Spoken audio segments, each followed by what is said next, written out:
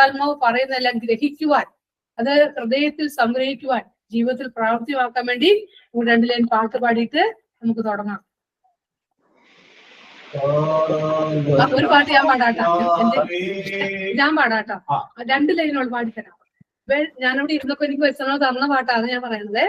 വെൺപ്രാവെന്നതുപോ വെള്ളിച്ചിറകുകളാലേ പറന്നിറങ്ങണമേ പരിശുദ്ധാത്മാവേ. ഇത്രേ ഉള്ളൂ, ഉറപ്പ് പാടിക്കൂ. വെൺപ്രാവെന്നതുപോ വെള്ളിച്ചിറകുകളാലേ പറന്നിറങ്ങണമേ പരിശുദ്ധാത്മാവേ.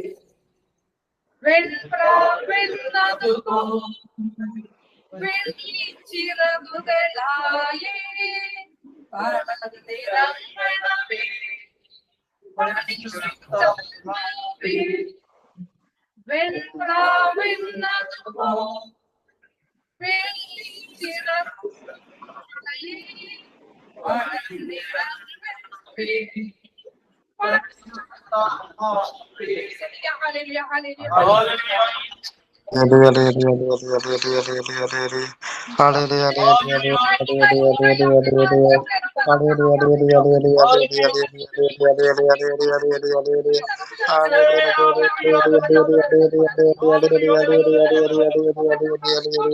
പറന്നിറങ്ങണമേ.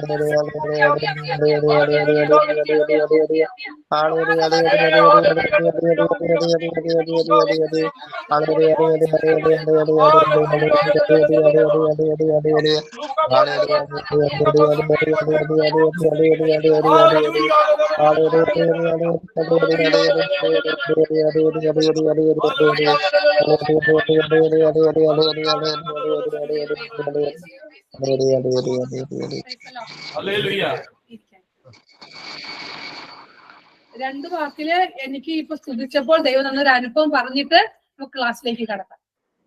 ഇങ്ങനെ പെട്ടെന്ന് ഞാനത് ഇങ്ങനെ പാലിച്ചോണ്ടിരിക്കുമ്പോൾ എനിക്ക് തരുവാണ് പരിസ്ഥിതി അത് പറയാൻ. അതായത് നമ്മുടെ ജീവിതത്തിൽ സ്തുതിക്കുമ്പോൾ സംഭവിക്കുന്ന കാര്യങ്ങള്. അത് 2005 ആഗസ്റ്റ് ഈ മാസം 5-ാം തീയതി എന്റെ ജീവിതത്തിൽ ഞാൻ ശുശ്രൂഷയ്ക്ക് തുടങ്ങി 10-20 കൊല്ലമായി കോട്ടയിലും. പക്ഷെ 2005 എന്റെ ഹസ്ബൻഡ് ഒരു ഇലക്ട്രിക്കൽ എഞ്ചിനീയർ ആണ്. അത് പറയാൻ വേണ്ടിയല്ല പറയുന്നത്. അപ്പൊ ആള് പീരുമേട് വെച്ച് ജോലി സ്ഥലത്ത് വെച്ച് പെട്ടെന്ന് ഇലക്ട്രിക് വേണം പൊള്ളലുണ്ടായി. ആള് ഇവിടെ സാക്ഷ്യം പറഞ്ഞ പറയണ ഒരു ഭൂഗോളം കത്തണ കണ്ടു. ആള് മൊത്തം പൊള്ളിപ്പോയി, തിരിച്ചറിയാൻ മേലാത്ത പോലെ കത്തിക്കരിഞ്ഞു പോയ ആള്. ആ സമയത്ത് ഞങ്ങളുടെ ഇടവകയിൽ കുർബാന നടക്കുമായിരുന്നു. അവിടെ നടക്കുമ്പോൾ പെട്ടെന്ന് ഞാൻ കുർബാനയിൽ എന്നോട് ഈശോ പറയാണ്, നീ ജോയിൻ ഇങ്ങത്താ പെട്ടെന്നൊരു പ്രകാശത്തില് കുർബാനയ്ക്ക് ഞാൻ സമർപ്പിക്കുകയാണ്. അപ്പൊ എനിക്കൊന്നും മനസ്സിലായില്ല. വീട്ടിൽ ചെന്ന് കഴിയുമ്പോഴാണ് പറയണേ ചേട്ടനൽപ്പം പൊള്ളിയിട്ടുണ്ട് എന്ന് പറയാണ്. എന്നാല് എന്താ സംഭവിച്ചെന്നറിയാവോ? അത് കഴിഞ്ഞ് രാത്രി 12 മണിയായപ്പോഴാണ് എറണാകുളം മെഡിക്കൽ ട്രസ്റ്റിലേക്ക് കൊണ്ടുവരുന്നത്, പീരുമേടിന്ന് കൊണ്ടുവരുന്നത്. പൊള്ളിയിട്ട് കൊണ്ടുവന്ന് ചേട്ടൻ 5 അനിയന്മാരെ ഞങ്ങള് ആംബുലൻസിൽ കൊണ്ടുവന്ന് കഴിയുമ്പോൾ ഞങ്ങൾ 1 മണി തുടങ്ങി 2:30 ആയപ്പോഴത്തേനും എത്തുന്നത്, രാത്രി കൊണ്ടുവരുന്നതാണ്. അപ്പൊ ഈ ഓരോ ആംബുലൻസ് പോകുമ്പോൾ ഞങ്ങൾ ഒന്ന് നോക്കും. അവസാനം ജീവിത പങ്കാളിയെ ആംബുലൻസിൽ ഇങ്ങനെ കൊണ്ടുവന്നു. ഞങ്ങൾ നോക്കിയിട്ട് പറഞ്ഞു ഇതല്ല ഞങ്ങളുടെ ആൾ. അത്രയും വികൃതമായി പോയിരുന്നു. അനിയന്മാര് 5 അനിയന്മാര് പറഞ്ഞു, ഞാൻ പറഞ്ഞു ഇതല്ല ഞങ്ങളുടെ ആള്. അപ്പൊ കമ്പനിയുടെ ഒരാളെ ഇറങ്ങി വന്നിട്ട് പറയാണ് ഇതാണ് നിങ്ങളുടെ ആളെന്ന് പറഞ്ഞു തരും. ഓക്കെ, ആ സമയത്ത് മാതാവിനെ കുറിച്ച് ഒരു വാക്ക് പറയാം. 3 ദിവസം മുമ്പ് ഞാനൊരു സ്വപ്നം കണ്ടു. സ്വപ്നം ഇങ്ങനെയാണ്, ഞാനും എന്റെ ജീവിത പങ്കാളിയും കൂടെ നടന്ന് ഇങ്ങനെ പോവാണ്, യാത്രയിൽ പോവാണ്. പെട്ടെന്ന് ഒരു കായലെത്തി ബോട്ടിൽ ഞങ്ങൾ കയറുവാണ്. ഈ ബോട്ട് പെട്ടെന്ന് കൊടുങ്കാറ്റ് ഇരുണ്ട് വന്നിട്ട് ഇങ്ങോട്ട് മറിക്കുന്നു, ഇങ്ങോട്ട് മറിക്കുന്നു, അടിച്ച് ഞങ്ങളെ മറിക്കും. ഞങ്ങൾ മാത്രമല്ല വേറെ ആൾക്കാരും ഉണ്ട്. പെട്ടെന്ന് ഞാൻ കാണുകയാണ് ഈ വീടിനേക്കാളും വലിപ്പമുള്ള ഒരു മാതാവ് മുമ്പിൽ വരികയാണ്. സ്വപ്നത്തിലാണ് ഇങ്ങനെ 2 കരം എന്റെ മുമ്പിൽ നീട്ടിയിട്ട് പറഞ്ഞു, ഹൃദയമാണെങ്കിൽ ഭയങ്കര വലിപ്പം മാതാവിന്റെ ഹൃദയം ഞാൻ കാണുന്നത്. കുഞ്ഞെ ഇങ്ങ് താന്ന് പറഞ്ഞു. അപ്പൊ ഞാനും കൊടുത്തു. പെട്ടെന്ന് ശാന്തമായി, എല്ലാം ശാന്തമായി കഴിഞ്ഞത്. മാതാവ് ഇന്ന് മാതാവിന്റെ ഇതാണല്ലോ, തിരുനാളാണല്ലോ. അപ്പൊ 2 വാക്ക് മാതാവിനെ കുറിച്ച് പറഞ്ഞു. എല്ലാം ശാന്തമായി. ഞങ്ങൾ ഇറങ്ങി പെട്ടെന്ന് ഞങ്ങൾ പോവുകയും ചെയ്തു. അങ്ങനെ സ്വപ്നം തീർന്നു. 3-ാം ദിവസം ആണ് ഞങ്ങളുടെ കുടുംബജീവിതത്തിൽ ഈ കൊടുങ്കാറ്റ് അടിക്കുന്നത്. അടിച്ചു കഴിഞ്ഞ് ചേട്ടനെ കൊണ്ടുവന്ന് കിടത്തി കഴിയുമ്പോൾ തിരിച്ചറിയാമല്ലാതെ കിടന്നു കഴിഞ്ഞപ്പോ പെട്ടെന്ന് മാതാവ് എന്നോട് പറയാണ്, കുഞ്ഞെ നീ കണ്ട സ്വപ്നമായത് ഇങ്ങു താന്ന് പറയാണ്. ഞാൻ പെട്ടെന്ന് കൊടുത്തപ്പോ എന്റെ ഹൃദയത്തിൽ ഒരു വാൾ കടന്നു പോണ അനുഭവം വന്നു. പക്ഷേ എന്റെ കണ്ണീര് അങ്ങ് തുടച്ചു മാറ്റി. പിന്നെ ഞാൻ കരഞ്ഞിട്ടില്ല. ഇവിടെ മാത്രം ഇത്ര പൊള്ളിയിട്ടില്ല. അവിടെ കൈവച്ച് ഞാൻ പ്രാർത്ഥിച്ച് ഐസിയുൽ കിടത്തിയിട്ട് അനിയനെ അവിടെ നിർത്തിയിട്ട് എനിക്ക് രണ്ട് പെമ്മക്കളാ. അപ്പൊ ഈ കുഞ്ഞുങ്ങൾ ഇവള് എഞ്ചിനീയറിംഗ് പിറ്റേഴ്സ് കൊണ്ടാക്കി. ഇവിടെയുള്ള മോളുണ്ട്, മറ്റൊരാൾ 10ാം ക്ലാസ്സിൽ. ഓക്കെ, അവര് വീട്ടിൽ ഒറ്റയ്ക്കായിരുന്നു. ഞാൻ രാത്രി 2-2:30 പോരുവാണ്. തിരിച്ചു പോകുന്ന വഴിക്കുള്ള കാര്യമാണ് സുതിപ്പിന്റെ പറയുന്നത്. പോകുന്ന വഴിക്ക് കലൂർ അന്തോണിസ്മരിയാന്റെ പള്ളിയുടെ മുറ്റത്ത് ഈ ഡ്രൈവർ കാർ നിർത്തി. അനിയനെ അവിടെ ആക്കിയിട്ട് പോരണം. ഐസി കുറെ പേര് നിർത്തില്ലല്ലോ, ഒരാൾ നിർത്തും. അവിടെ കാർ നിർത്തി കഴിഞ്ഞപ്പോ അന്തോണിസ്മരിയാന്റെ പള്ളി ആ റോഡിൽ ഞാൻ ഇറങ്ങി കാറോട് നിർത്തി. അവിടെ മുട്ടുകുത്തി കമ്മുന്ന് ഞാന് അന്തോണിസ്മരിയാണ്ട് കണ്ണടച്ചാലും തുറന്നാലും ജീവന തുല്യം സ്നേഹിക്കുന്ന ജീവിത പങ്കാളിയുടെ വികൃത രൂപമാണ് അപ്പൊ കാണുന്നത്. അപ്പോൾ ഞാൻ ഒരു കാര്യമേ ചോദിച്ചുള്ളൂ, ദൈവമേ ജീവൻ മാത്രം എനിക്ക് തരുമോ? അപ്പൊ എന്നോട് പറഞ്ഞു, നിനക്ക് ഞാൻ ജീവിതം തരാം എന്ന് പറഞ്ഞു. അങ്ങനെ ഞാൻ കേട്ടു. അത് കഴിഞ്ഞ് ഈ മുട്ടുകുത്തി പ്രാർത്ഥിക്കുമ്പോൾ കമന്ന് കിടന്ന് ഞാൻ കരഞ്ഞ് പ്രാർത്ഥിക്കുകയാണ്. പെട്ടെന്ന് ഞാൻ ചെവിയിൽ സ്വരം കേൾക്കുകയാണ്, നിന്റെ ജീവിത പങ്കാളി നരകത്തിൽ കത്തണമെന്നാണോ ഇവിടെ അല്പം പൊള്ളുന്നതാണോ നല്ലത് ഞാൻ കേൾക്കുക. അപ്പൊ ഞാൻ പറഞ്ഞു, ഇവിടെ പൊള്ളുന്നതാണ് നല്ലത്, എന്നാൽ നീ ദൈവത്തെ സ്തുതിച്ചോ. ഉറക്കെ പറയാട്ടോ, സ്വരം കേൾക്കുക. 2 കാര്യം ചോദിച്ചു. ഒരു കാര്യം കൂടെ ചോദിച്ചു, അത് വെള്ളിയാഴ്ചയാണ് ഈ പൊള്ളണേ. ആ തിങ്കളാഴ്ച ഞാൻ പോട്ടാശ്രമത്തിൽ ദൈവവചനം ക്ലാസ് എടുത്തു. എന്നോട് ചോദിക്കുകയാണ്, നീ വചനം കൊടുത്താ പോരാ, നീ ജീവിക്കണം. അപ്പോൾ എന്നോട് പറഞ്ഞു, നീ എന്താണ് കൊടുത്തതെന്ന് ഓർക്കാൻ പറഞ്ഞു. പെട്ടെന്ന് ഞാൻ ഓർത്തപ്പോൾ ഞാൻ കൊടുത്ത വചനം ഇതായിരുന്നു, ഫിലിപ്പിയർ 4:4-6 വചനം. അതായത് കൊടുത്തത് എങ്ങനെയാണ്, എന്റെ ഫിലിപ്പിയരെ, പൗലോസ്ലേ പറയാണ്, എന്റെ ഫിലിപ്പിയരെ, ഞാനിപ്പോൾ ജയിലിൽ കിടക്കുന്നതുകൊണ്ട് നിങ്ങൾ വേദനിക്കരുത്. കാരണം എന്റെ കർത്താവിന്റെ ഹിതമാണ് ഞാനിപ്പോൾ ഇവിടെ ജയിലിൽ കിടക്കുക എന്നുള്ളത്. അതുകൊണ്ട് നിങ്ങൾ എന്ത് ചെയ്യണം? കർത്താവിൽ സന്തോഷിക്കണം. ഞാൻ വീണ്ടും പറയുന്നു, നിങ്ങൾ കർത്താവിൽ സന്തോഷിക്കണം. അതുകൊണ്ട് ഞാൻ ആ വചനം കൊടുത്തു, അത് ഓർപ്പിച്ചു തന്നു. അപ്പോൾ പെട്ടെന്ന് എന്റെ ചെവി സ്വരം കേൾക്കുകയാണ്, നിന്റെ ജീവിത പങ്കാളി ജോയി ഇപ്പോൾ പൊള്ളി മെഡിക്കൽ ഫസ്റ്റ് ഐസിയുൽ കിടക്കുക എന്നുള്ളത് എന്റെ ഹിതമാണ്. അതുകൊണ്ട് നീ എന്ത് ചെയ്യണം? കർത്താവിൽ സന്തോഷിച്ചുകൊണ്ട് ദൈവത്തെ സ്തുതിക്കണം. എന്റെ പ്രിയപ്പെട്ട മക്കളെ, ഞാൻ അവിടുന്ന് പറ്റത്ത് കാറി കയറി അവിടുന്ന് 1.5 മണിക്കൂറുണ്ട് വീട്ടിലേക്ക് യാത്ര രാത്രി. അപ്പൊ 3 മണി സമയമാണ്.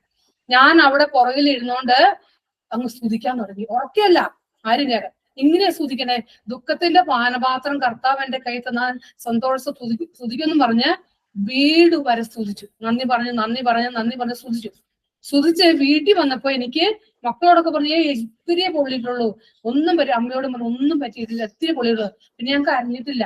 കുർബാനയ്ക്ക് മാത്രം പോയി വരും. പ്രിയപ്പെട്ടവരെ, എന്ത് സംഭവിച്ചെന്നറിയോ?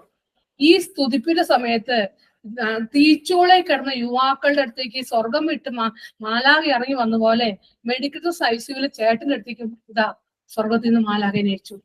അതായത് 25 ദിവസം ആൾ ഐസിയു കിടന്നിട്ട് അല്പം പോലും വേദനിച്ചില്ല. 9 പേര് കൂടെ ഉണ്ടായിരുന്നു, വേറെ പൊള്ളിയവര്. ഇത്തിരി പൊള്ളിയവരും അല്ലറി കരഞ്ഞുകൊണ്ടിരുന്നു രാവും പകലും. ചേട്ടൻ വിചാരിക്കുന്നുണ്ട്, എന്താ എനിക്ക് വേദന വരാത്തെ? അപ്പൊ ചേട്ടൻ ഒരു പിച്ചക്കാരനെ പോലെ പൊള്ളിക്കരിയിരിക്കണേ. ഡോക്ടേഴ്സ് വട്ടം കൂടി നിന്നിട്ട് പറയുമെന്ന്, ചേട്ടൻ ഇംഗ്ലീഷ് അറിയാമെന്ന് അവർക്ക് അറിയില്ല എന്ന് തോന്നുന്നു, ഇംഗ്ലീഷിൽ ഇങ്ങനെ പറയുമെന്ന്, ഇയാൾക്ക് സിവിയർ ആയതുകൊണ്ടാണ് ഈ വേദന, ഇയാൾക്ക് മാത്രം എന്താ വേദന ഇല്ലാത്ത, സിവിയർ ആയതുകൊണ്ടാണ്. അല്ലെങ്കിൽ പറയും ഇത് ബ്ലഡ് സർക്കുലേഷൻ ഇല്ലാത്തതുകൊണ്ടായി മനുഷ്യന് വേദന ഇല്ലാത്ത, അവർ ഡോക്ടേഴ്സ് പറയും. അത് വന്നു കഴിയുമ്പോൾ വേദന വരും. ഇപ്പൊ ചേട്ടന് ഉള്ളിൽ ചിന്തിക്കും, എനിക്ക് എന്നാണ് ബ്ലഡ് സർക്കുലേഷൻ വരുന്നത്, എന്നാ വേദന വരുന്നത് ചിന്തിച്ചോണ്ടിരുന്നു. ചേട്ടന് വേദന ഇല്ല. അപ്പൊ ചേട്ടൻ എന്ത് ചെയ്യുന്നറിയോ? അങ്ങനെ ഒരു ദുസ്വഭാവം ഒന്നുമില്ല, പക്ഷെ ബുദ്ധിയിൽ ആശ്രയിക്കാൻ മനുഷ്യനായിരുന്നു. ജോലി എന്നുള്ള ചിന്തയായിരുന്നു. പ്രാർത്ഥനയോട് വലിയ താല്പര്യമില്ല. എന്നെ വിടും, സന്ധ്യപ്രാർത്ഥനയ്ക്ക് വിടും, കുർബാന അത്രേ ഉണ്ടായുള്ളൂ. ഈ ആൾക്കാരെ നോക്കിയിട്ട് 4 ജപമാല ചെയ്തു. ഈ വേദനിക്കുന്നവർക്ക് വേണ്ടി, വേദന ഇല്ലാത്തതുകൊണ്ട്. എന്നോട് പറയാ, ഇത് ഞാൻ 4 ജപമാല ചൊല്ലി. അതോടൊപ്പം തന്നെ ആ നേഴ്സുമാർ ചോദിച്ചു, ഈ ചേട്ടന് ഭാര്യയൊന്നും ഇല്ലേ, ആരുമില്ലേ എന്നൊക്കെ ചോദിച്ചു. അപ്പൊ ചേട്ടൻ പറഞ്ഞു എന്ന് പറയാണ്, ഈ ഭൂമിയിൽ ഒരു പുരുഷൻ ആഗ്രഹിക്കുന്ന എല്ലാ ഗുണങ്ങളും ഉള്ളവളെ എന്റെ ഭാര്യ എന്ന് ആദ്യമായിട്ട് പറയാണ്. അങ്ങനെ പറഞ്ഞു എന്നിട്ട് ഞാൻ പറഞ്ഞു. അങ്ങനെ ആ പൊള്ളലിലൂടെ ഞങ്ങളുടെ കുടുംബമായി മാറി. എന്നിട്ട് അത് 25-ാം ദിവസം അവര് വീട്ടിലോട്ട് വിട്ടു. ഒരാഴ്ചക്കുള്ളിൽ ആള് ജോലിക്ക് പോയിട്ട് 19 വർഷമായി ഈ ആഗസ്റ്റ് 5-ാം തീയതിക്ക് ഇന്നും ആള് കിറ്റക്സിലെ ഇലക്ട്രിക് വിഭാഗത്തിന്റെ ഹെഡായിട്ട് ഇന്നും ജോലിക്ക് പോവാണ്. ഇവിടെ 1 മാസം ഉണ്ടായിരുന്നു, തിരിച്ചുപോയി. പ്രിയപ്പെട്ടവരെ, ഇത് പറയാൻ കാരണം ഞാനത് പറയാൻ ഉദ്ദേശിച്ചിരുന്നില്ല. ഇവിടെ ഒന്ന് പ്രാർത്ഥിച്ചുകൊണ്ടിരിക്കുമ്പോ എന്നോട് കർത്താവ് പറയാണ്, ജീവിത പങ്കാളിക്ക് ഒരു ഇത് വന്നാല്, ജീവിത പങ്കാളി സ്തുതിച്ചു കഴിഞ്ഞാൽ എന്ത് സംഭവിക്കും? തീച്ചൂളെ കിടന്ന യുവാക്കളെ പോലെ ആ മനുഷ്യർ സ്തുതിക്കാൻ പറ്റില്ല. അപ്പം നമ്മുടെ കുടുംബത്തിലൊരു പ്രശ്നം വന്നാല് നമ്മള് ദൈവത്തെ നമ്മളെ മറന്ന് ദൈവത്തെ സ്തുതിച്ചു കഴിയുമ്പോൾ എന്ത് സംഭവിക്കും? അവിടെ സ്വർഗം ഇറങ്ങി വരും. എന്റെ ജീവിതത്തില് നടന്ന സംഭവം ഇറങ്ങി വന്നു.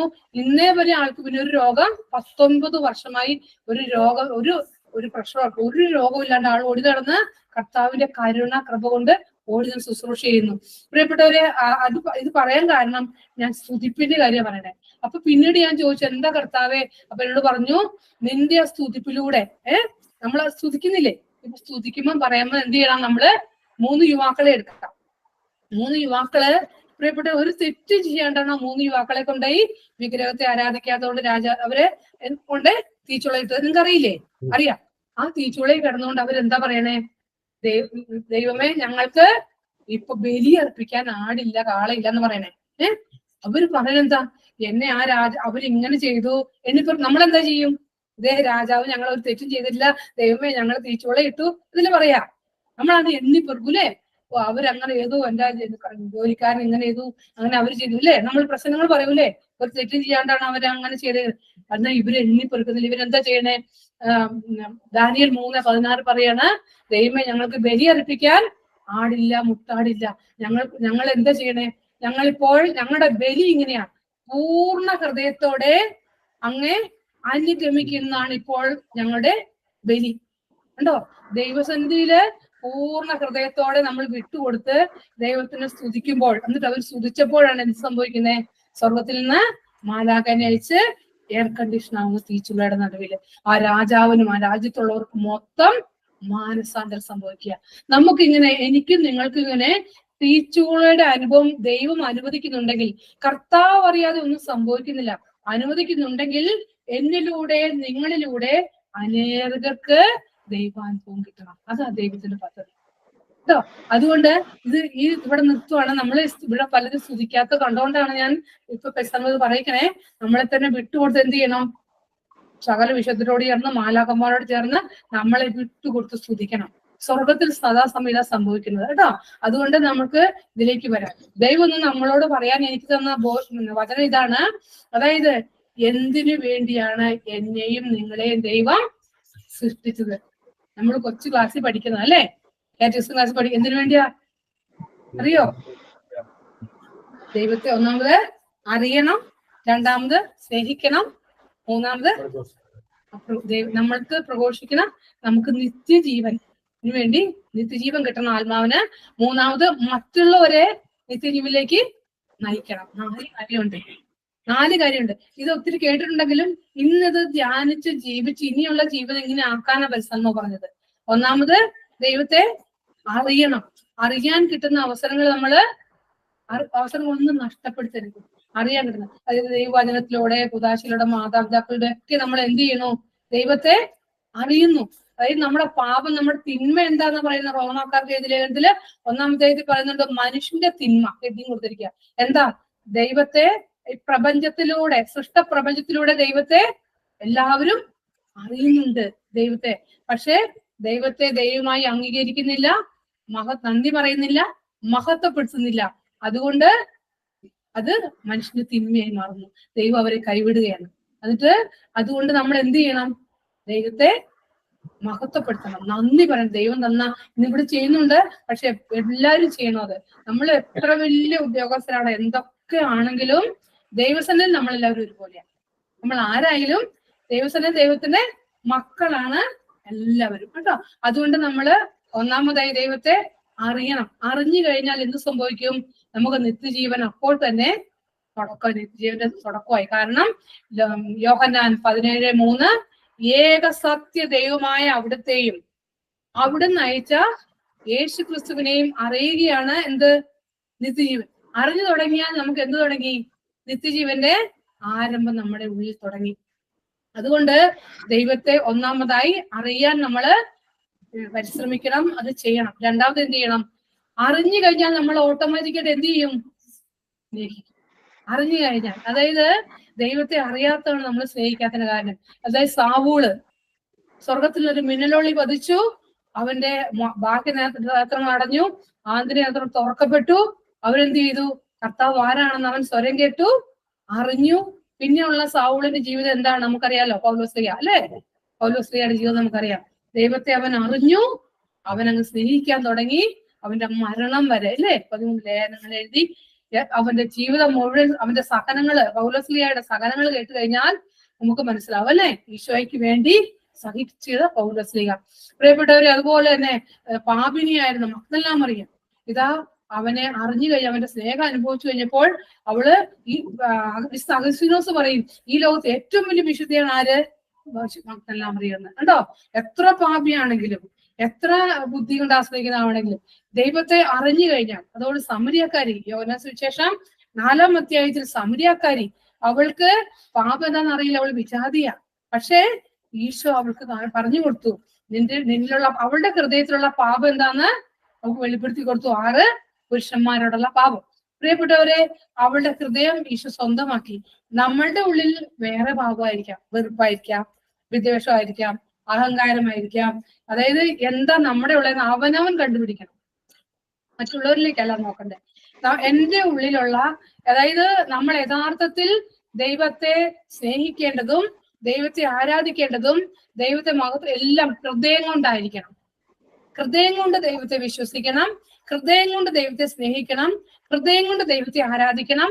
ഹൃദയം കൊണ്ടാണ് നമ്മൾ ചെയ്യേണ്ടത്. ദൈവവുമായിട്ടുള്ള ബന്ധം ഹൃദയം കൊണ്ടാണ്.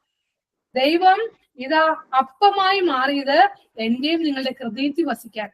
അതുകൊണ്ട് നമ്മുടെ ഹൃദയ വിശുദ്ധി, അതായത് ഈശോ പറഞ്ഞു മത്തായി 5:8, ഹൃദയ വിശുദ്ധിയുള്ളവർ ഭാഗ്യവാന്മാർ, അവർക്കാണ് എന്ത് കാണാൻ പറ്റുക?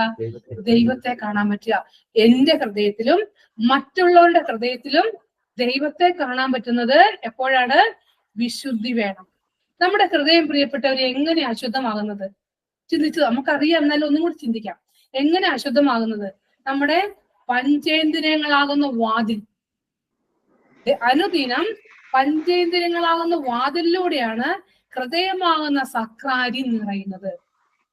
നല്ലത് കണ്ടാൽ നന്മ നിറയും, നല്ലത് കേട്ടാൽ നന്മ നിറയും, നല്ലത് പറഞ്ഞാൽ, നല്ലത് ചിന്തിച്ചാലാണ് നമ്മുടെ ഹൃദയത്തിൽ എന്ത് നിറയുള്ളൂ? നന്മ നിറയുള്ളൂ. നമ്മളൊന്ന് ശ്രദ്ധിക്കണം. അതായത് ഈശോ പറഞ്ഞു, ഹൃദയത്തിന്റെ നിറവിൽ നിന്നാണ് എന്ത്? അധരസ്മ. ഞാൻ സംസാരിക്കുമ്പോൾ ഞാൻ എന്നെ തന്നെ നമ്മൾ ശ്രദ്ധിക്കണം. എന്റെ സംസാരം മറ്റുള്ളവരുടെ കുറ്റമാണോ, അല്ലെങ്കിൽ എപ്പോഴും ദൈവത്തിന്റെ വചനമാണോ, ദൈവത്തെ കുറിച്ചാണോ, നന്മയാണോ പറയുന്നത്? നമ്മൾ ശ്രദ്ധിക്കണം. ഞാൻ പറഞ്ഞില്ലേ, 97 എനിക്ക് ദൈവാനുഭവം കിട്ടി, 98 ശുശ്രൂഷ തുടങ്ങി. പ്രിയപ്പെട്ടവരെ, ആ ദൈവാനുഭവം ഒരു ധ്യാനത്തിലൂടെ സ്വർഗം കാണിച്ചു തന്നു. 97 ധ്യാനത്തിലെ സ്വർഗീയ അനുഭവം കിട്ടി. അപ്പൊ എന്നോട് പറഞ്ഞു, ഒരു വചനം തരികയാണ്, മർക്കോസ് 8:36. ഒരുവൻ ലോകം മുഴുവൻ നേടിയാലും സ്വന്തം ആത്മാവ് നഷ്ടമായാൽ അവന് അതുകൊണ്ട് എന്ത് പ്രയോജനം? ആത്മാവിന് പകരമായി എന്തു കൊടുക്കും? പ്രിയപ്പെട്ടവർ, ഈ വചനമാണ് എന്നെ മാനസാന്തരപ്പെടുത്തിയത്. അങ്ങനെ ദൈവാനുഭവം കിട്ടിക്കഴിഞ്ഞപ്പോൾ എന്നോട് പറഞ്ഞത്, എന്നോട് ദൈവത്തിന്റെ ആത്മാവ് ഒന്നുകൊണ്ട് എന്നെ നയിക്കാൻ തുടങ്ങി. ആദ്യം തന്നെ എന്റെ കാഴ്ചയാണ് ശ്രദ്ധിച്ചത്. അതായത് അന്ന് 97 തുടങ്ങി ഇന്ന് വരെ ഞാൻ സിനിമ കണ്ടിട്ടില്ല. മോശമായ ഒരു കാര്യവും എന്റെ കണ്ണുകൊണ്ട് കാണാൻ പരിശുദ്ധാത്മാവ് അനുവദിച്ചില്ല. സിനിമ കാണുന്നത് തെറ്റാണെന്ന് ഇതൊന്നും ഞാൻ പറയുന്നില്ല. എന്നെ പരിശുദ്ധാത്മാവ് നയിച്ച കാര്യമാണ് ഞാൻ പറയുന്നത്. അതിനകത്ത് 50% നന്മയുണ്ടായിരിക്കാം, പക്ഷെ അതിനകത്ത് തിന്മയും ഉണ്ടാവാം. അതുകൊണ്ടാണ് അങ്ങനെ കാഴ്ച നല്ലത് മാത്രം, നന്മ മാത്രം എന്നെ ഒരു വാൾ പോസ്റ്റിലേക്ക് പോലും നെഗറ്റീവായിട്ട് എന്നെ നോക്കാൻ പരിശുദ്ധാത്മാവ് അനുവദിച്ചിട്ടില്ല. അന്ന് എനിക്ക് തരുന്നൊരു വചനമായിരുന്നു മത്തായി 5:28. ആസക്തിയോടെ നോക്കുന്നവൻ ഹൃദയത്തിൽ പാപം ചെയ്ത് കഴിഞ്ഞു. അതുകൊണ്ട് അന്ന് തുടങ്ങി ഞാൻ കാഴ്ച. ഞാൻ പറയുന്നത് ഒരിക്കലും എന്റെ കഴിവല്ലാട്ടോ, ദൈവത്തിന്റെ കരുണ, കൃപ. രണ്ടാമത്, ഞാൻ അന്ന് ഹോട്ടലിലൊക്കെ പോയി ശുശ്രൂഷ കഴിഞ്ഞ് വരുമ്പോ ഞങ്ങളുടെ കിണറ്റിങ്ങറിൽ ഞങ്ങളുടെ അടുത്തുള്ളവരൊക്കെ ഒന്ന് വെള്ളം കോരാൻ വരും. പെണ്ണുങ്ങൾ ഫുൾ ടൈം സ്ത്രീകൾ 5 വീട്ടുകാർ കോരുന്നുണ്ടായിരുന്നു. സ്ത്രീകള് മൊത്തം കംപ്ലീറ്റ് കുറ്റം പറഞ്ഞുകൊണ്ടിരിക്കും. അപ്പൊ ഞാൻ ഇവരെ എങ്ങനെ ദൈവമേ. അപ്പൊ ഞാൻ ഒരു സ്നേഹത്തോടെ ഒരു പറഞ്ഞു, ചാവറച്ചന്റെ ചാവറിൽ പറഞ്ഞിരിക്കുന്നു നമ്മള് കുറ്റം പറയരുത്, നമ്മുടെ വീട്ടിലും പറയരുതെന്ന് പറഞ്ഞിട്ട് സ്നേഹത്തോടെ പറഞ്ഞപ്പോ പിന്നെ അവരൊരിക്കലും കുറ്റം പറയണം ഞാൻ കേട്ടിട്ടില്ല. പ്രിയപ്പെട്ട അതുപോലെ തന്നെ സംസാരം മറ്റുള്ളവരുടെ കുറ്റം ഉള്ളതാണെങ്കിൽ പോലും പറയാതെ ശ്രദ്ധിക്കണം. പറയാതെ ശ്രദ്ധിക്കണം. എനിക്ക് പറഞ്ഞു തന്നത് പരിസന്മാവ്, എനിക്ക് മറ്റുള്ളവരുടെ ഒരാളുടെ കുറ്റം കാണിച്ചു തരുന്ന എന്തിനാണെന്നോ? അവർക്ക് വേണ്ടി പ്രാർത്ഥിക്കാൻ വേണ്ടി മാത്രമാ. നമ്മുടെ ജീവിത പങ്കാളിയുടെ വലിയ കുറ്റങ്ങൾ കാണിച്ചു തന്നാല്, അല്ലെങ്കിൽ നമ്മുടെ മക്കളുടെ, അല്ലെങ്കിൽ അയൽവക്കാരുടെ, കൂട്ടുകാർ, ആരുടെ കുറ്റം എത്ര മാരക പാപമാണെങ്കിലും കർത്താവ് അവരെ എങ്ങനെയാ നോക്കണേ? കരുണയോടെ നോക്കണേ. ആത്മാവ് നരകത്തിൽ പോകാൻ ദൈവം ആഗ്രഹിക്കുന്നുണ്ടോ? ആരും പോകാൻ ആഗ്രഹിക്കുന്നില്ല. മുമ്പേ പ്രാർത്ഥിച്ചുകൊണ്ടിരിക്കുമ്പോ ഒരു വചനം തന്നു ഈ ഗ്രൂപ്പിന് വേണ്ടി. തീത്തോസ് 2:14. പെട്ടെന്ന് ഇപ്പൊ ഓർമ്മിക്കുക. തീത്തോസ് 2:14 ഈ ഗ്രൂപ്പിന് വേണ്ടി തന്ന വചനമാണത്. യേശു ക്രിസ്തു എല്ലാ തിന്മകളിൽ നമ്മെ മോചിപ്പിക്കുന്നതിനും സൽപ്രവർത്തികൾ ചെയ്യുന്നതിൽ തീഷ്ണതയുള്ള ഒരു ജനതയെ തനിക്ക് വേണ്ടി ശുദ്ധീകരിക്കുന്നതിനുമാണ് അവൻ നമ്മെ പ്രതി തന്നെ ബലിയർപ്പിച്ചത്. ഈശോ മരിച്ചത് ആദ്യം എന്താ ചെയ്തത്?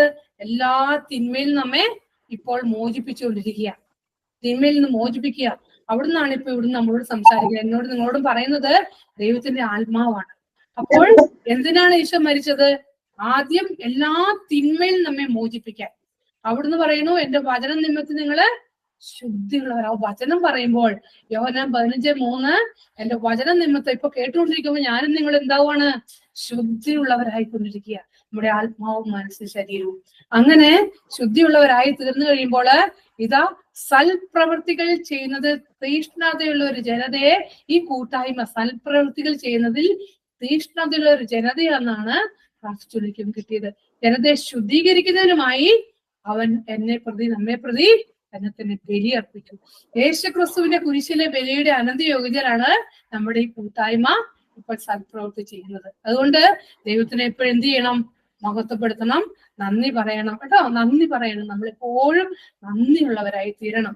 സ്തുതിക്ക് നന്ദി പറയണം. ദൈവം തന്ന എല്ലാത്തിനും നന്ദി പറയണം. വേദനയെ ഓർത്ത്, പീഡകളെ ഓർത്ത്, എല്ലാ രോഗങ്ങളെ ഓർത്ത്, സഹനങ്ങളെ ഓർത്ത് സ്തുതിക്കുമ്പോഴാണ് ചങ്ങലകളെല്ലാം അപ്പസ്തോലന്മാര് പൗലോസ് സീലാസും സ്തുതിച്ചപ്പോൾ, അപ്പസ്തോലന്മാർ 16 അധ്യായം സ്തുതിച്ചപ്പോൾ അവരുടെ ചങ്ങലകള്, കാരാഗൃഹ വാതിലുകൾ എല്ലാം തുറക്കപ്പെട്ടു. സ്തുതിക്കുമ്പോഴാണ് എല്ലാ ചങ്ങലകളും അഴിഞ്ഞു വീഴുക. ഇവിടെ തൊണ്ടയ്ക്ക് സ്തുതിക്കാൻ തടസ്സമുള്ളവരുടെ 3 പേരുടെ തടസ്സം പരിസ്ഥാനം എടുത്തു മാറ്റുന്നുണ്ട്. ഇപ്പോൾ തൊണ്ടയ്ക്ക് അസ്വസ്ഥയുള്ള 3 പേരുടെ സ്തുതിക്കാനുള്ള വരം തന്ന്, ദൈവത്തെ മഹത്വപ്പെടുത്താനുള്ള കൃപ തന്ന്, അതുപോലെ ഒരു 3 പേരുടെ കണ്ണ് തുറക്കപ്പെടുന്നതായിട്ട് കാണുന്നു. ആന്തരിക നേത്രങ്ങൾ തുറക്കപ്പെടുന്ന അനുഭവം തരുന്നുണ്ട്.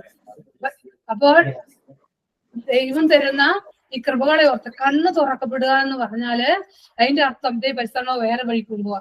ഉൽപ്പത്തിയില് 6-ാമത്തെ കാണില്ല. ഉൽപ്പത്തിയിൽ കാണാൻ പറ്റും, ഈ ആദത്തിന്റെയും ഹവ്വയുടെയും പാപം ചെയ്ത് കഴിയുമ്പോ കണ്ണ് തുറക്കപ്പെട്ടു. അവരെന്താ കണ്ടത്? അവരുടെ ശരീരം, അല്ലെ? ഒരു ശരീരം ആ കണ്ണ് തുറക്കപ്പെട്ടപ്പോൾ അവർ കണ്ടത് നഗ്നമായ ശരീരം കണ്ടു. അവർക്ക് പാപത്തിലേക്കാ കണ്ണ് തുറക്കപ്പെട്ടത്.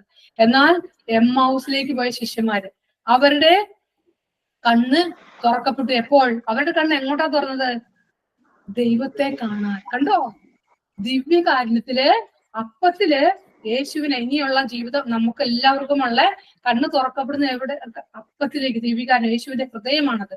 ആ യേശുവിന്റെ ഹൃദയത്തിലേക്ക് നോക്കുമ്പോൾ എന്ത് ചെയ്യും? നമ്മുടെ കണ്ണുകൾ തുറക്കപ്പെടും. എപ്പോഴാണ് ഇവരുടെ കണ്ണ് അടഞ്ഞത്? എമ്മൗസിലെ ശിഷ്യന്മാര് അവര് പ്രശ്നങ്ങളിലേക്ക് നോക്കിയപ്പോൾ, അവരുടെ ഹൃദയം, അവരുടെ മനസ്സ് മ്ലാനമായിരുന്നു.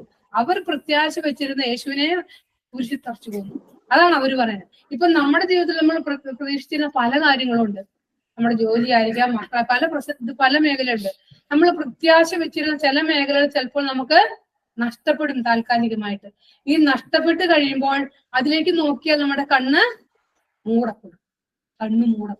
കണ്ണ് മൂടപ്പെട്ടാൽ നമുക്ക് ദൈവത്തിന്റെ പദ്ധതി മനസ്സിലാവോ? അതാണ് പ്രശ്നം. ദൈവത്തിന്റെ പദ്ധതി, ദൈവഹിതം തിരിച്ചറിയാൻ നമുക്ക് പറ്റാണ്ട് വരും. അപ്പൊ നമ്മൾ എന്ത് ചെയ്യണം? നമ്മളെപ്പോഴും, പ്രത്യേകിച്ച് യുവതിവാക്കളോടൊക്കെ, എന്റെ കൗൺസിലിൽ വരുന്നവരോടൊക്കെ പരിശുദ്ധാത്മാവ് ചോദിക്കുന്ന ഒരു കാര്യമുണ്ട്. മത്തായി 6:22.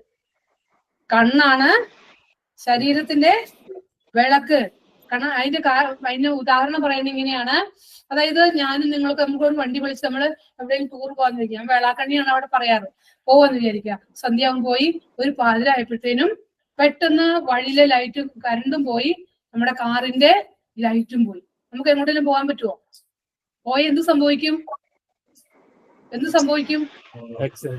അപകടം അല്ലേ? അത് അപകടം. ഇത് പറഞ്ഞു കഴിഞ്ഞിട്ട് പരിസരം വേഗം കൊണ്ടുവരാണ്. ഞാനും നിങ്ങളും അമ്മയുടെ ഉദരത്തിൽ ഉരുവായ സമയം തൊട്ട് നമ്മുടെ ഉള്ളിലെ ഒരു ആത്മാവിനെ ദൈവം വെച്ചിട്ടുണ്ട്. ഈ ശരീരമാകുന്ന വാഹനം നിത്യജീവൻ ലക്ഷ്യമാക്കി യാത്രയാണ്. ഈ ശരീരമാകുന്ന വാഹനത്തിന്റെ വിളക്കാണ് എന്ത്? നമ്മുടെ കണ്ണ്. ഈ യാത്രയില്, ഈ നിത്യജീവൻ ലക്ഷ്യമാക്കിയ യാത്രയില് ഈ ശരീരത്തിന് 50-100 വർഷമേ ആയുസുള്ളൂ അല്ലേ? എന്നാൽ ഇതിന്റെ ഉള്ളിൽ ദൈവം നിക്ഷേപിച്ച, സ്വർഗത്തിൽ നിക്ഷേപിച്ച ഒരു ആത്മാവുണ്ട്. ദൈവത്തിന് സ്വന്തം ഛായയിൽ സൃഷ്ടിച്ച ഈ ആത്മാവിന്റെ ആയുസ് എത്രയാണ് അറിയാൻ പറ്റുമോ? ഒരിക്കലും അവസാനമില്ല. ഒരിക്കലും അവസാനമില്ല ഈ ആത്മാവിന്റെ ആയുസ്.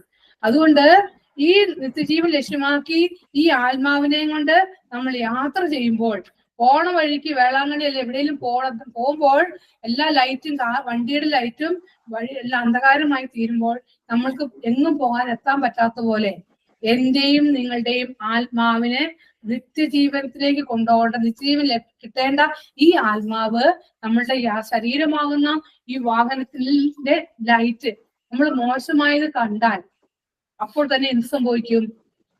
കണ്ണ് അടഞ്ഞു പോകും, കണ്ണ് ഇരുട്ടാവും. കണ്ണാണ് ശരീരത്തിന്റെ വിളക്ക്. കണ്ണ് ദുഷിച്ചതാണെങ്കിൽ ശരീരം മുഴുവനും ഇരുണ്ടുപോകും. എന്നാൽ കണ്ണ് പ്രകാശമുള്ളതാണ്. നല്ലത് കണ്ടാലോ നമ്മുടെ ശരീരം പ്രകാശമുള്ളതായിരിക്കും.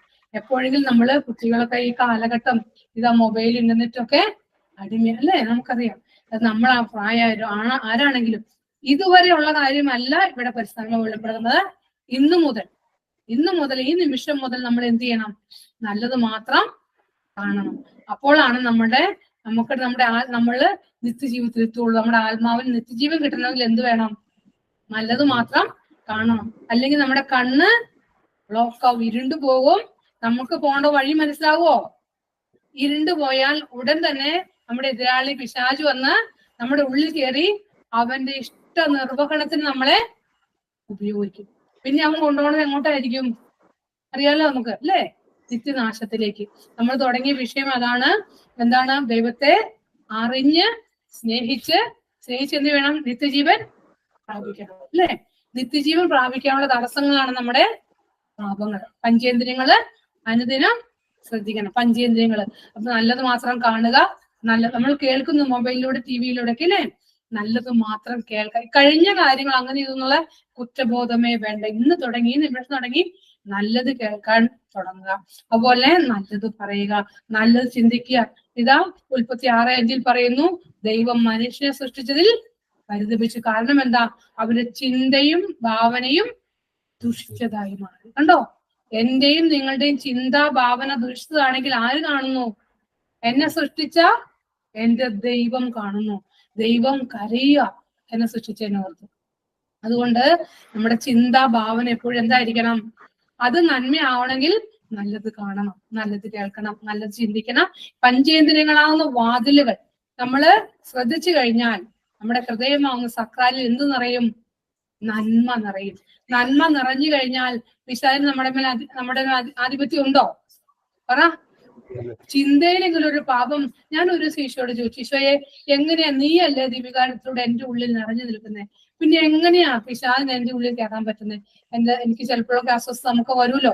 അപ്പൊ എന്നോട് പറഞ്ഞു തന്നു, നിന്റെ ചിന്തയിലെങ്കിലും ഒരു പാപം, ഒരാളോട് വെറുപ്പ് അല്ലെങ്കിൽ ഒരു അസ്വസ്ഥത, ഒരു നെഗറ്റീവ് വന്നാൽ അവന് കയറി വരാനുള്ള വാതിലാണ് നമ്മുടെ പാപം. ചെറിയ പാപമാണെങ്കിലും അവൻ അതിലൂടെ നുഴഞ്ഞു കയറി നമ്മുടെ ഉള്ളിൽ കയറി നമ്മുടെ ചിന്തയിലൂടെ ആദ്യം ചിന്തിപ്പിക്കും. അത് കഴിഞ്ഞ് നമ്മളെ വാക്ക് സംസാരിപ്പിക്കും, പ്രവർത്തിപ്പിക്കും. ഇങ്ങനെയാണ് മനുഷ്യനെ അവൻ കൊടുക്കുന്നത്.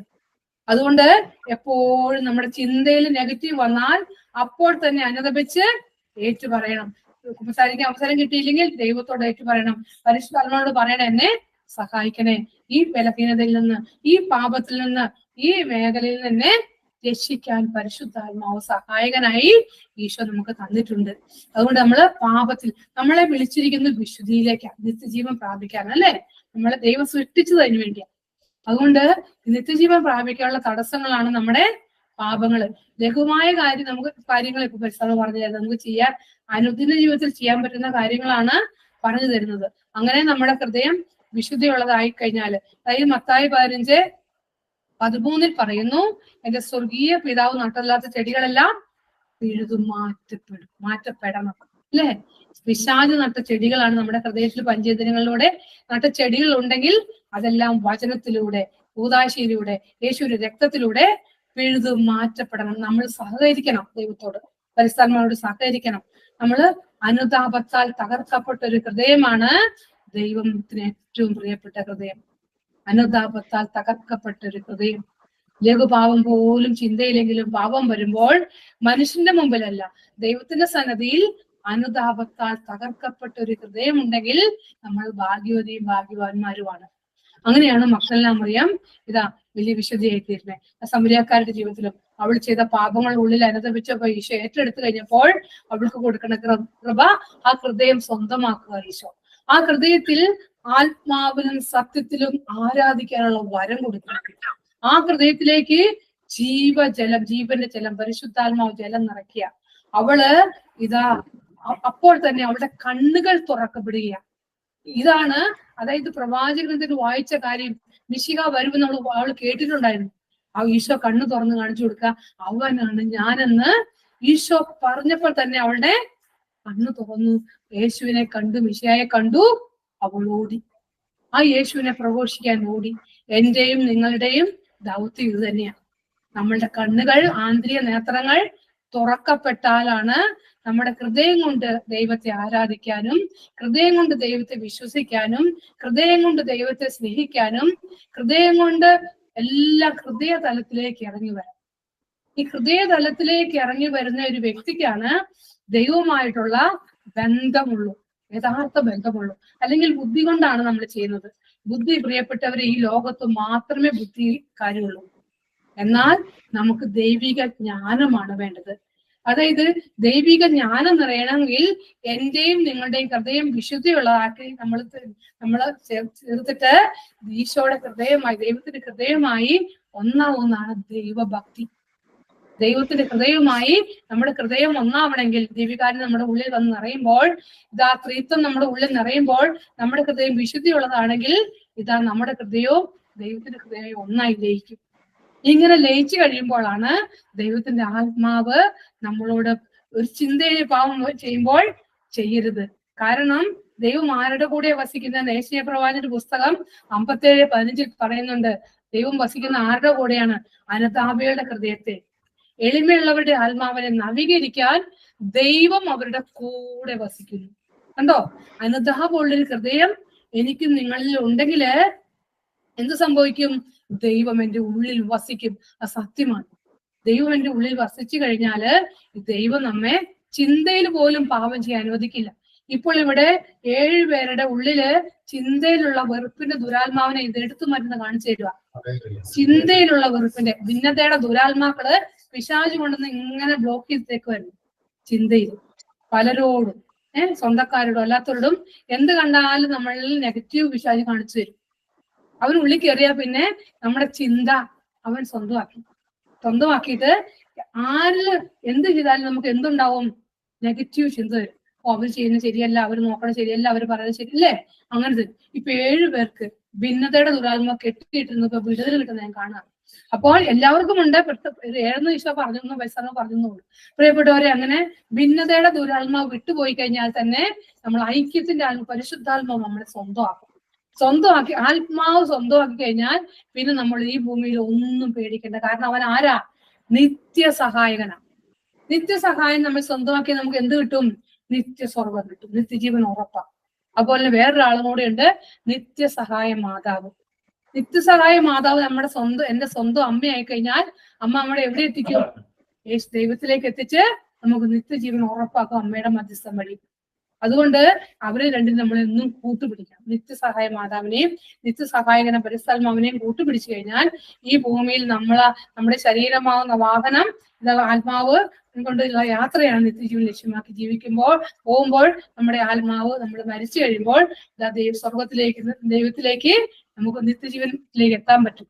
പിന്നെ അടുത്തത് ഒരു മനുഷ്യന്റെ ജീവിതം നമുക്കൊന്ന് ധ്യാനിക്കാം.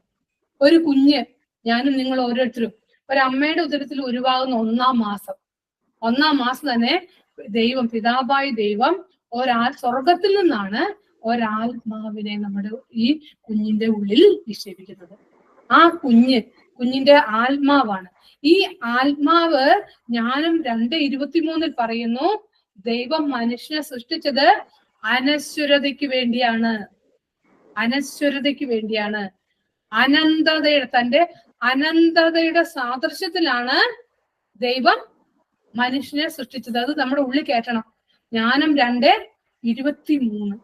ദൈവം എന്തിനാ സൃഷ്ടിച്ചത്? അനശ്വരത. നമ്മുടെ ഉള്ളിലുള്ള ആത്മാവിന് മരണമുണ്ടോ? പറ. ഒരിക്കലും മരണമില്ല. മറ്റുള്ള എല്ലാ ജീവികൾക്കും ജീവനുണ്ട്, പക്ഷെ എന്തില്ല? ആത്മാവില്ല. ഇത് സത്യം നമ്മൾ മനസ്സിലാക്കണം. മനുഷ്യന് മാത്രമേ ആത്മാവുള്ളൂ. ഈ ആത്മാവ് നമ്മുടെ ഉള്ളിൽ ജനിക്കുമ്പോൾ നിക്ഷേപിച്ചു കഴിഞ്ഞാൽ ആ ദൈവത്തിന്റെ സ്വന്തം ഛായ, സ്വന്തം സാദൃശ്യ, അനശ്വരതയ്ക്ക് വേണ്ടിയാ, അനന്തതയുടെ സാദൃശ്യത്തിലാ ദൈവം സൃഷ്ടിച്ചിരിക്കുന്നത്. ഈ ആത്മാവിന് ഒരിക്കലും മരണമില്ല. പാപം ചെയ്താൽ നരകത്തിൽ പോവും, ആത്മാവ് മരിക്കും. അത് നിത്യനരകത്തിലുള്ള മരണമാണ്. എന്നാൽ നിത്യസ്വർഗത്തിൽ പോയാലോ ഒരിക്കലും അവസാനമില്ല. നിത്യനരകത്തിൽ പോയാലും അവസാനമില്ല. ഈ രണ്ട് സ്ഥലത്ത് എവിടെയെങ്കിലും നമ്മൾ എത്തിപ്പെടണം. ഈ ഭൂമിയിൽ ഒരു മനുഷ്യൻ അതാണ് നമ്മൾ തിരിച്ചറിയേണ്ടത്. ഒരു മനുഷ്യൻ ജനിച്ചു പോയോ, അതിന്റെ ആത്മാവിന് ഒന്നെങ്കിൽ നിത്യസ്വർഗം അല്ലെങ്കിൽ നിത്യനരകം. കുറച്ച് കാലഘട്ടമേ ഉള്ളൂ ശുദ്ധീകരണ സ്ഥലം. യേശുവിന്റെ 2ാം വരവോടുകൂടി ശുദ്ധീകരണ സ്ഥലം ഇല്ലാതാകും. പിന്നെ നിത്യസ്വർഗം അല്ലെങ്കിൽ നിത്യനരകവും. ശുദ്ധീകരണത്തിൽ പോയാൽ ഉറപ്പായിട്ട് സ്വർഗത്തിൽ കയറും. അപ്പോൾ നമ്മൾ മനസ്സിലാക്കണം, എപ്പോഴും നമ്മുടെ ഉള്ളിൽ വേണം എന്ത്? എന്റെ ആത്മാവ് എവിടെയായാലും ഒരിടത്ത് പോയേ പറ്റൂ. ഒന്നെങ്കിൽ നിത്യസ്വർഗത്തിൽ അല്ലെങ്കിൽ നിത്യനരകത്തിൽ പോകണം. എവിടെ പോയാലും പിന്നെ ഒരിടത്തുനിന്നും അങ്ങോട്ടും ഇങ്ങോട്ടും പോകാൻ പറ്റുമോ? ഒരിക്കലും അവസാനമില്ല. പ്രഭാഷകന്റെ പുസ്തകം 18-ാം അധ്യായത്തില് 9-ാമത്തെ വചനത്തിൽ ഇങ്ങനെ പറയുന്നു, ഒരു മനുഷ്യന് ദീർഘായുസ് 100 വയസ്സാണ്. എന്നാൽ നിത്യതയോട് തുലനം ചെയ്യുമ്പോൾ കടലിലെ ഏതാനും തുള്ളി വെള്ളത്തിന്റെ അത്രയും ഒരു തരി മണൽത്തിരിയുടെ അത്രമേ ഉള്ളൂ. ഇതിന്റെ അർത്ഥം പരിശുദ്ധാത്മാവ് എനിക്ക് മനസ്സിലാക്കി തന്നത് ഇങ്ങനെയാണ്: ഞാൻ 100 വർഷം ഈ ഭൂമി ജീവിക്കില്ല. അഥവാ ജീവിച്ചാൽ പോലും ഞാനും നിങ്ങളും 100 വർഷം കോടിക്കണക്കിന് ബാങ്ക് ബാലൻസും എല്ലാ സുഖങ്ങളോടും, അതായത് ഏറ്റവും വലിയ ഈ ഭൂമിയിലെ വലിയ ആളായിട്ട് ഞാൻ ജീവിച്ചാൽ പോലും കൂടി വന്നാൽ ഈ ശരീരത്തിന് എത്ര ആയുസുണ്ട്? 100 വയസ്സ് അല്ലെ? ദീർഘായുസ് 100 വയസ്സാണ്. അത്രയും കാലം ജീവിച്ചാൽ പോലും എന്റെ ഈ 100 വയസ്സിന്റെ ദൈർഘ്യം പ്രഭാഷകൻ പറയാണ് കടലിലെ ഒരു തുള്ളി വെള്ളത്തിന്റെ അത്രയും ഉള്ളൂ. ഒന്ന് ചിന്തിച്ചു നോക്കിയേ, കടലിൽ എത്ര തുള്ളി വെള്ളമുണ്ട്? എണ്ണാൻ പറ്റുമോ? ജസ്റ്റ് ഒന്ന് ചിന്തിക്കാം. നമ്മൾ എപ്പോഴും ചിന്തിക്കണത് കടലിലെ ആ വെള്ളത്തിന്റെ ഉള്ളിലെ ഒരു തുള്ളി വെള്ളത്തിന്റെ അത്രയും ഉള്ളൂ ഈ ഭൂമിയിൽ എന്റെ 100 വയസ്സ് വരെ ജീവിച്ചാൽ പോലും എന്റെ ആയുസ്, എന്റെ ശരീരത്തിന്റെ ആയുസ്. ഇതിന്റെ ഉള്ളിൽ നിക്ഷേപിച്ചിരുന്ന ആത്മാവിന്റെ ആയുസോ ആ കടലിൽ ബാക്കി എത്ര തുള്ളി വെള്ളമുണ്ട്? അത്രയും അനന്തമാണ്. മനസ്സിലായോ പറയുന്നത്? ആ ഒരു തുള്ളി വെള്ളത്തിന് എത്ര ശരീരത്തിന് ആയുസുള്ളൂ, ആ കടലിൽ എത്ര തുള്ളി വെള്ളമുണ്ട്? അത്രയും അനന്തമാണ് എന്റെ ഉള്ളിൽ സ്വർഗം നിക്ഷേപിച്ച ആത്മാവിന്റെ ആയുസ്. അത് നിത്യനരകത്തിലാണേലും നിത്യസ്വർഗത്തിലാണേലും അത്രയും അനന്തമാണ്, അവസാനമില്ല. അതോടൊപ്പം ഈ ഭൂമിയിലെ ഒരു തരി മണൽത്തിരിയുടെ അത്രയും ഉള്ളൂ. 100 വയസ്സ് വരെ ഞാൻ ഈ ഭൂമിയിൽ ജീവിച്ചാൽ ആയുസിന് അത്രയും ദൈർഘ്യമേ ഉള്ളൂ. നമുക്ക് മനസ്സിലാകാൻ വേണ്ടി പ്രഭാഷകൻ പറഞ്ഞു വെച്ചിരിക്കുക. 18-ാം അധ്യായത്തില് 9-ാമത്തെ തിരുവചനത്തിൽ പറഞ്ഞു വെച്ചിരിക്കുക. അപ്പോൾ ഒരു തരി മണൽത്തിരി അത്രയും ഉള്ളൂ എന്റെ ഈ ശരീരത്തിന്റെ ആയുസ്. ബാക്കി പ്രിയപ്പെട്ടവരെ, ബാക്കി എത്ര തരി മണൽത്തരി ഉണ്ട് ഈ ഭൂമിയിൽ? സങ്കല്പിക്കാൻ പറ്റുമോ? ഒന്ന് ചിന്തിച്ചു നോക്കിയേ, സങ്കല്പിക്കാൻ പറ്റുമോ? അത്രയും അനന്തമാണ് എന്റെ ആത്മാവിന്റെ ആയുസ്.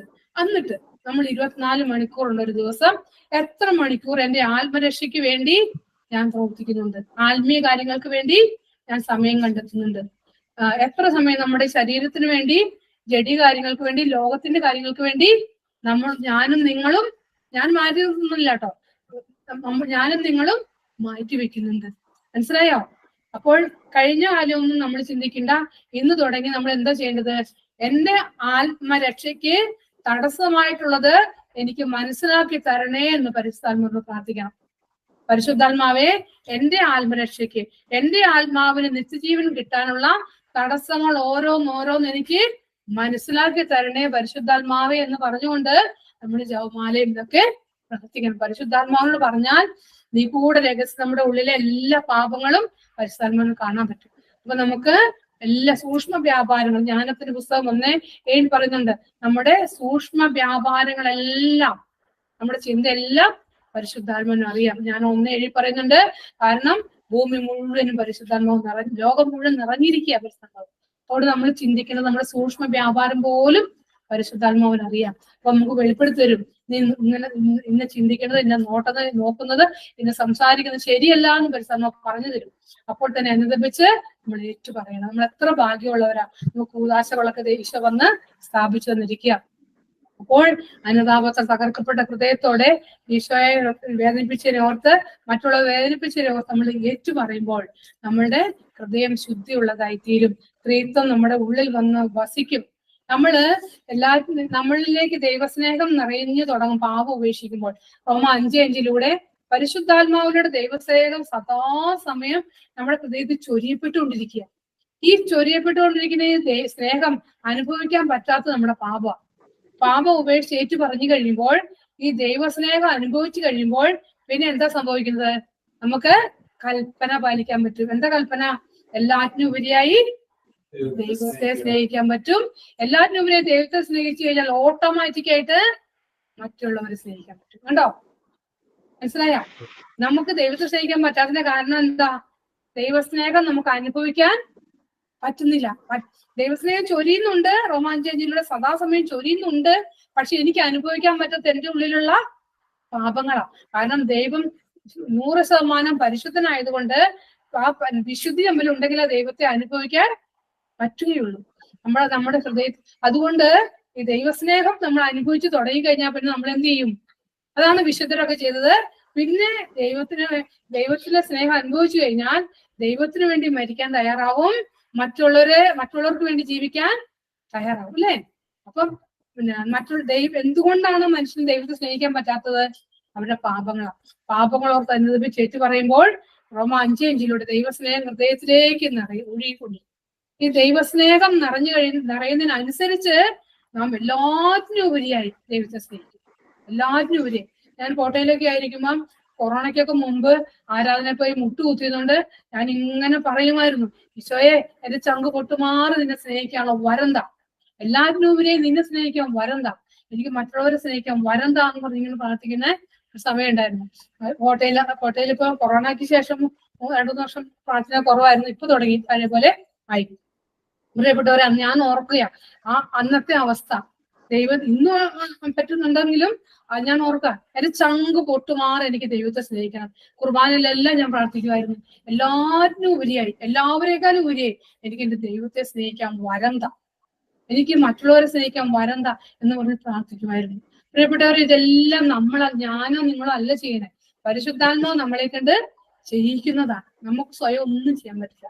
അപ്പൊ ഇങ്ങനെ ദൈവത്തിന്റെ സമയവും പറയുന്നത്, ദൈവത്തിന്റെ സ്നേഹം നമ്മിലേക്ക് നിറയാൻ നമുക്ക് അനുതാപത്താൽ തകർക്കപ്പെട്ട ഒരു ഹൃദയം, അവിടെ ആത്മാവ്, അതായത് എല്ലാറ്റിനും ഉപരിയായി ദൈവത്തെ സ്നേഹിച്ചു കഴിയുമ്പോൾ നമുക്ക് ഓട്ടോമാറ്റിക്കായിട്ട് മറ്റുള്ളവരെ സ്നേഹിക്കാൻ പറ്റും.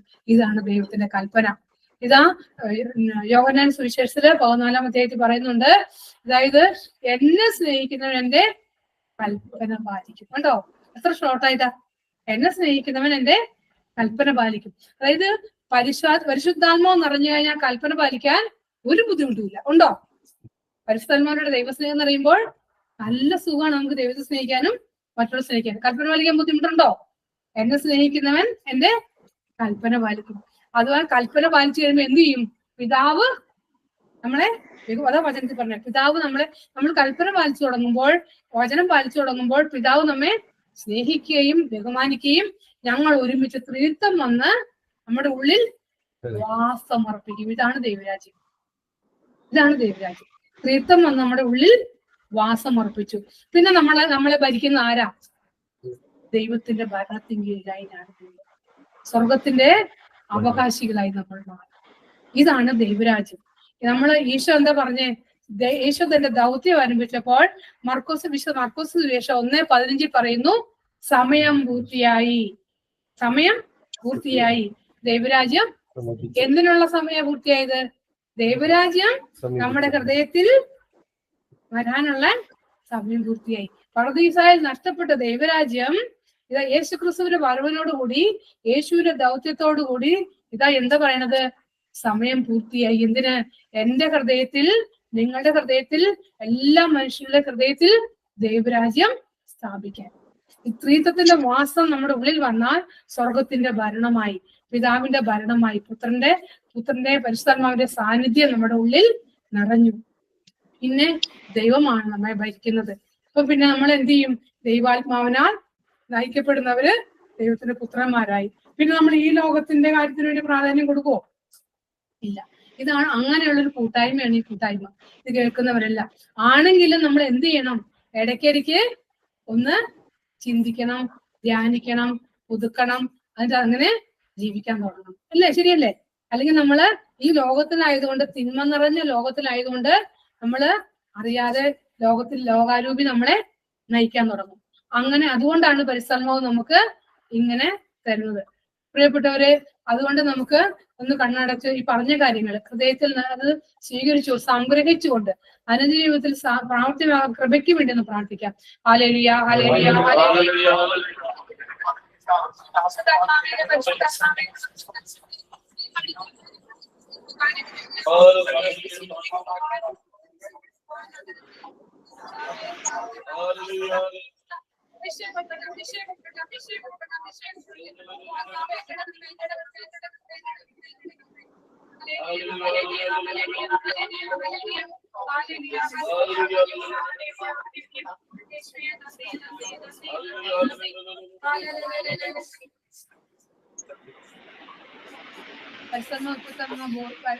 വചനം ഇതാണ്.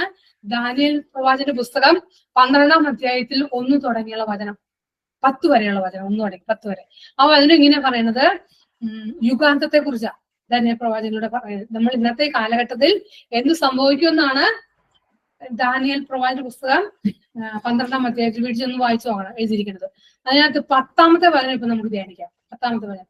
അന്ന് അനേകർ തങ്ങളെ തന്നെ ശുദ്ധീകരിക്കുകയും നിർമ്മലരാക്കി വെണ്മയിട്ടവരാക്കുകയും ചെയ്യും. എന്നാൽ ദുഷ്ടത തന്നെ ദുഷ്ടത തന്നെ പ്രവർത്തിക്കും. എന്നാൽ അവര് ഗ്രഹിക്കുകയില്ല. ജ്ഞാനികൾ ഗ്രഹിക്കും. ഈ കാലഘട്ടത്തിൽ നമുക്ക് എന്താ വേണ്ടത്? ജ്ഞാനം വേണം. ജ്ഞാനം ഉണ്ടെങ്കിലേ നമുക്ക് ഈ കാലഘട്ടത്തിൽ നമുക്ക് ഗ്രഹിക്കാൻ പറ്റുള്ളൂ. ദൈവത്തിന്റെ ആത്മാവ് നമ്മളിൽ ദൈവത്തിന്റെ പരിശുദ്ധാത്മാവിന്റെ ദാനങ്ങളിൽ ഒന്നാമതായ ആദ്യം നമ്മൾ പരിശുദ്ധാത്മാവിന്റെ ഫലങ്ങളിൽ ഒന്നായ സ്നേഹം നമ്മൾ ധ്യാനിച്ചു. ഇപ്പോൾ ദാനങ്ങളിൽ ഒന്നായി ജ്ഞാനം നമ്മൾ നിറഞ്ഞാലാണ് നമുക്ക് എന്ത് മനസ്സിലാവുള്ളൂ? എല്ലാം ഗ്രഹിക്കാൻ പറ്റുള്ളൂ. നമ്മൾ ദുഷ്ടർ പ്രവർത്തിക്കുന്നത് നമ്മൾ കുറ്റപ്പെടുത്തണോ? ചിന്തിച്ചു നോക്കിയേ. കുറ്റപ്പെടുത്തണ്ട. എത്ര ദുഷ്ടത ചെയ്യുന്നവരെ കുറിച്ച് അവരങ്ങനെ ചെയ്തു, ഇവരിങ്ങനെ ചെയ്തു നമ്മൾ വ്യാഖ്യാനിക്കണോ? കാരണം എന്താ? അവർക്ക് ഗ്രഹിക്കാൻ പറ്റുന്നില്ല. നമുക്ക് തോന്നേണ്ടത് എന്താണ്? കരുണയാ തോന്നണ്ടേ.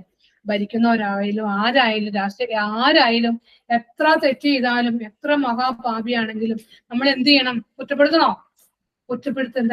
നമ്മൾ എന്ത് ചെയ്യണം? അവരുടെ കരുണയായിരിക്കണം എന്ന് പറയണം കേട്ടോ. അങ്ങനെ കാണുമ്പോൾ കേൾക്കുമ്പോൾ നമ്മുടെ അതരം കൊണ്ട് ആ കുറ്റം ചെയ്തതാണ് 100% കുറ്റം ചെയ്തതാണെങ്കിൽ പോലും നമ്മൾ കുറ്റപ്പെടുത്തണ്ട. കാരണം എന്താ? അവർക്ക് ഗ്രഹിക്കാൻ പറ്റുന്നില്ല. കണ്ടോ? ദൈവം എനിക്ക് നിങ്ങൾക്ക് ഗ്രഹിക്കാൻ കൃപ തരുന്നുണ്ടെങ്കിൽ ദൈവത്തിന്റെ ജ്ഞാനം നമ്മിൽ നിറച്ചത് കൊണ്ടാണ്. അതുകൊണ്ട് ജ്ഞാനികൾക്ക് മാത്രമേ അത് ഗ്രഹിക്കാൻ പറ്റുള്ളൂ. പ്രിയപ്പെട്ടവര്, ജ്ഞാനം നമുക്ക് ലഭിക്കുന്ന പ്രഭാഷണം 1:1 പറയുന്നുണ്ട്. സർവ്വജ്ഞാനം എവിടുന്ന് വരുന്നു? കർത്താവിൽ നിന്ന് വരുന്നു. അത് അവിടുത്തോട് കൂടെയാണ്. ജ്ഞാനം 1:10 പറയുന്നില്ല. പ്രഭാഷണം 1:10 പറയുന്നുണ്ട്, തന്നെ സ്നേഹിക്കുന്നവർക്ക് സമൃദ്ധമായി ജ്ഞാനം ലഭിക്കാനുള്ള സൂത്രം എന്താണ്? ദൈവത്തെ സ്നേഹിക്കുക. ദൈവത്തെ ഗാഢമായി സ്നേഹിക്കുക. സ്നേഹിച്ചു കഴിയുമ്പോൾ നമുക്ക് എന്ത് ലഭിക്കും? സമൃദ്ധമായ ജ്ഞാനം ലഭിക്കും. ഈ ജ്ഞാനം ലഭിച്ചു കഴിയുമ്പോഴാണ് നന്മ തിന്മ ഏതാന്ന് നമുക്ക് മനസ്സിലാക്കാൻ പറ്റുക. പ്രിയപ്പെട്ടവരെ, ജോബിന്റെ പുസ്തകത്തില് ജോബിന്റെ പുസ്തകത്തിൽ 28-ാം അധ്യായത്തില് 1 തുടങ്ങിയുള്ള വചനത്തില് പറയുന്നുണ്ട്. ജോബ് 28:1 തുടങ്ങി 28 വരെയുള്ള വചനങ്ങൾ. അതിനകത്ത് പറയുന്ന ഇതാണ് ജ്ഞാനത്തിന്റെ നിഗൂഢതയാണ് പറയുന്നത്. അതിനകത്ത് 1 തുടങ്ങിയുള്ള വചനങ്ങളില് പറയുന്നത് ഇതാണ്: മനുഷ്യൻ തന്റെ ബുദ്ധി ഉപയോഗിച്ച് എല്ലാം കണ്ടെത്തുന്നു. ഈ ലോകത്തിലുള്ളത് സ്വർണം, കനികുഴിച്ച സ്വർണം കണ്ടെത്തുന്നു. എല്ലാ കാര്യങ്ങളും ജ്ഞാനത്തിന്റെ പുസ്തകം 1-ാം അധ്യായം 28-ാം അധ്യായത്തില് 1 തുടങ്ങിയുള്ള വചനത്തിൽ പറയുന്നത് എങ്ങനെയാണ്? മനുഷ്യന് കൊടുത്ത ബുദ്ധി ഉപയോഗിച്ച് അവൻ ആഴങ്ങളിൽ പോയി, കടലിന്റെ ആഴത്തിൽ പോയി മുത്തുകൾ കണ്ടെത്തുന്നു, പവിഴം കണ്ടെത്തുന്നു, ഇതാ ഭൂമിക്ക് അടിയിൽ പോയി സ്വർണത്തിന്റെ കനികൾ കണ്ടെത്തുന്നു, എല്ലാം കണ്ടെത്തുന്നു. എന്നാൽ മനുഷ്യൻ എന്തറിയില്ല? ജ്ഞാനം എവിടെയുള്ളതെന്ന് മനുഷ്യന്റെ ബുദ്ധിക്ക് ഇതുവരെ കണ്ടെത്താൻ പറ്റിയിട്ടില്ല. ജ്ഞാനം എവിടെയുള്ളതെന്ന്. ജോബിന്റെ പുസ്തകം 28:28 ആയിട്ട് ദൈവമായ കർത്താവ് പറയാണ്, അവിടുന്ന് മനുഷ്യനോട് പറഞ്ഞു, ജ്ഞാനം കർത്താവിനോടുള്ള ഭക്തിയാണ്.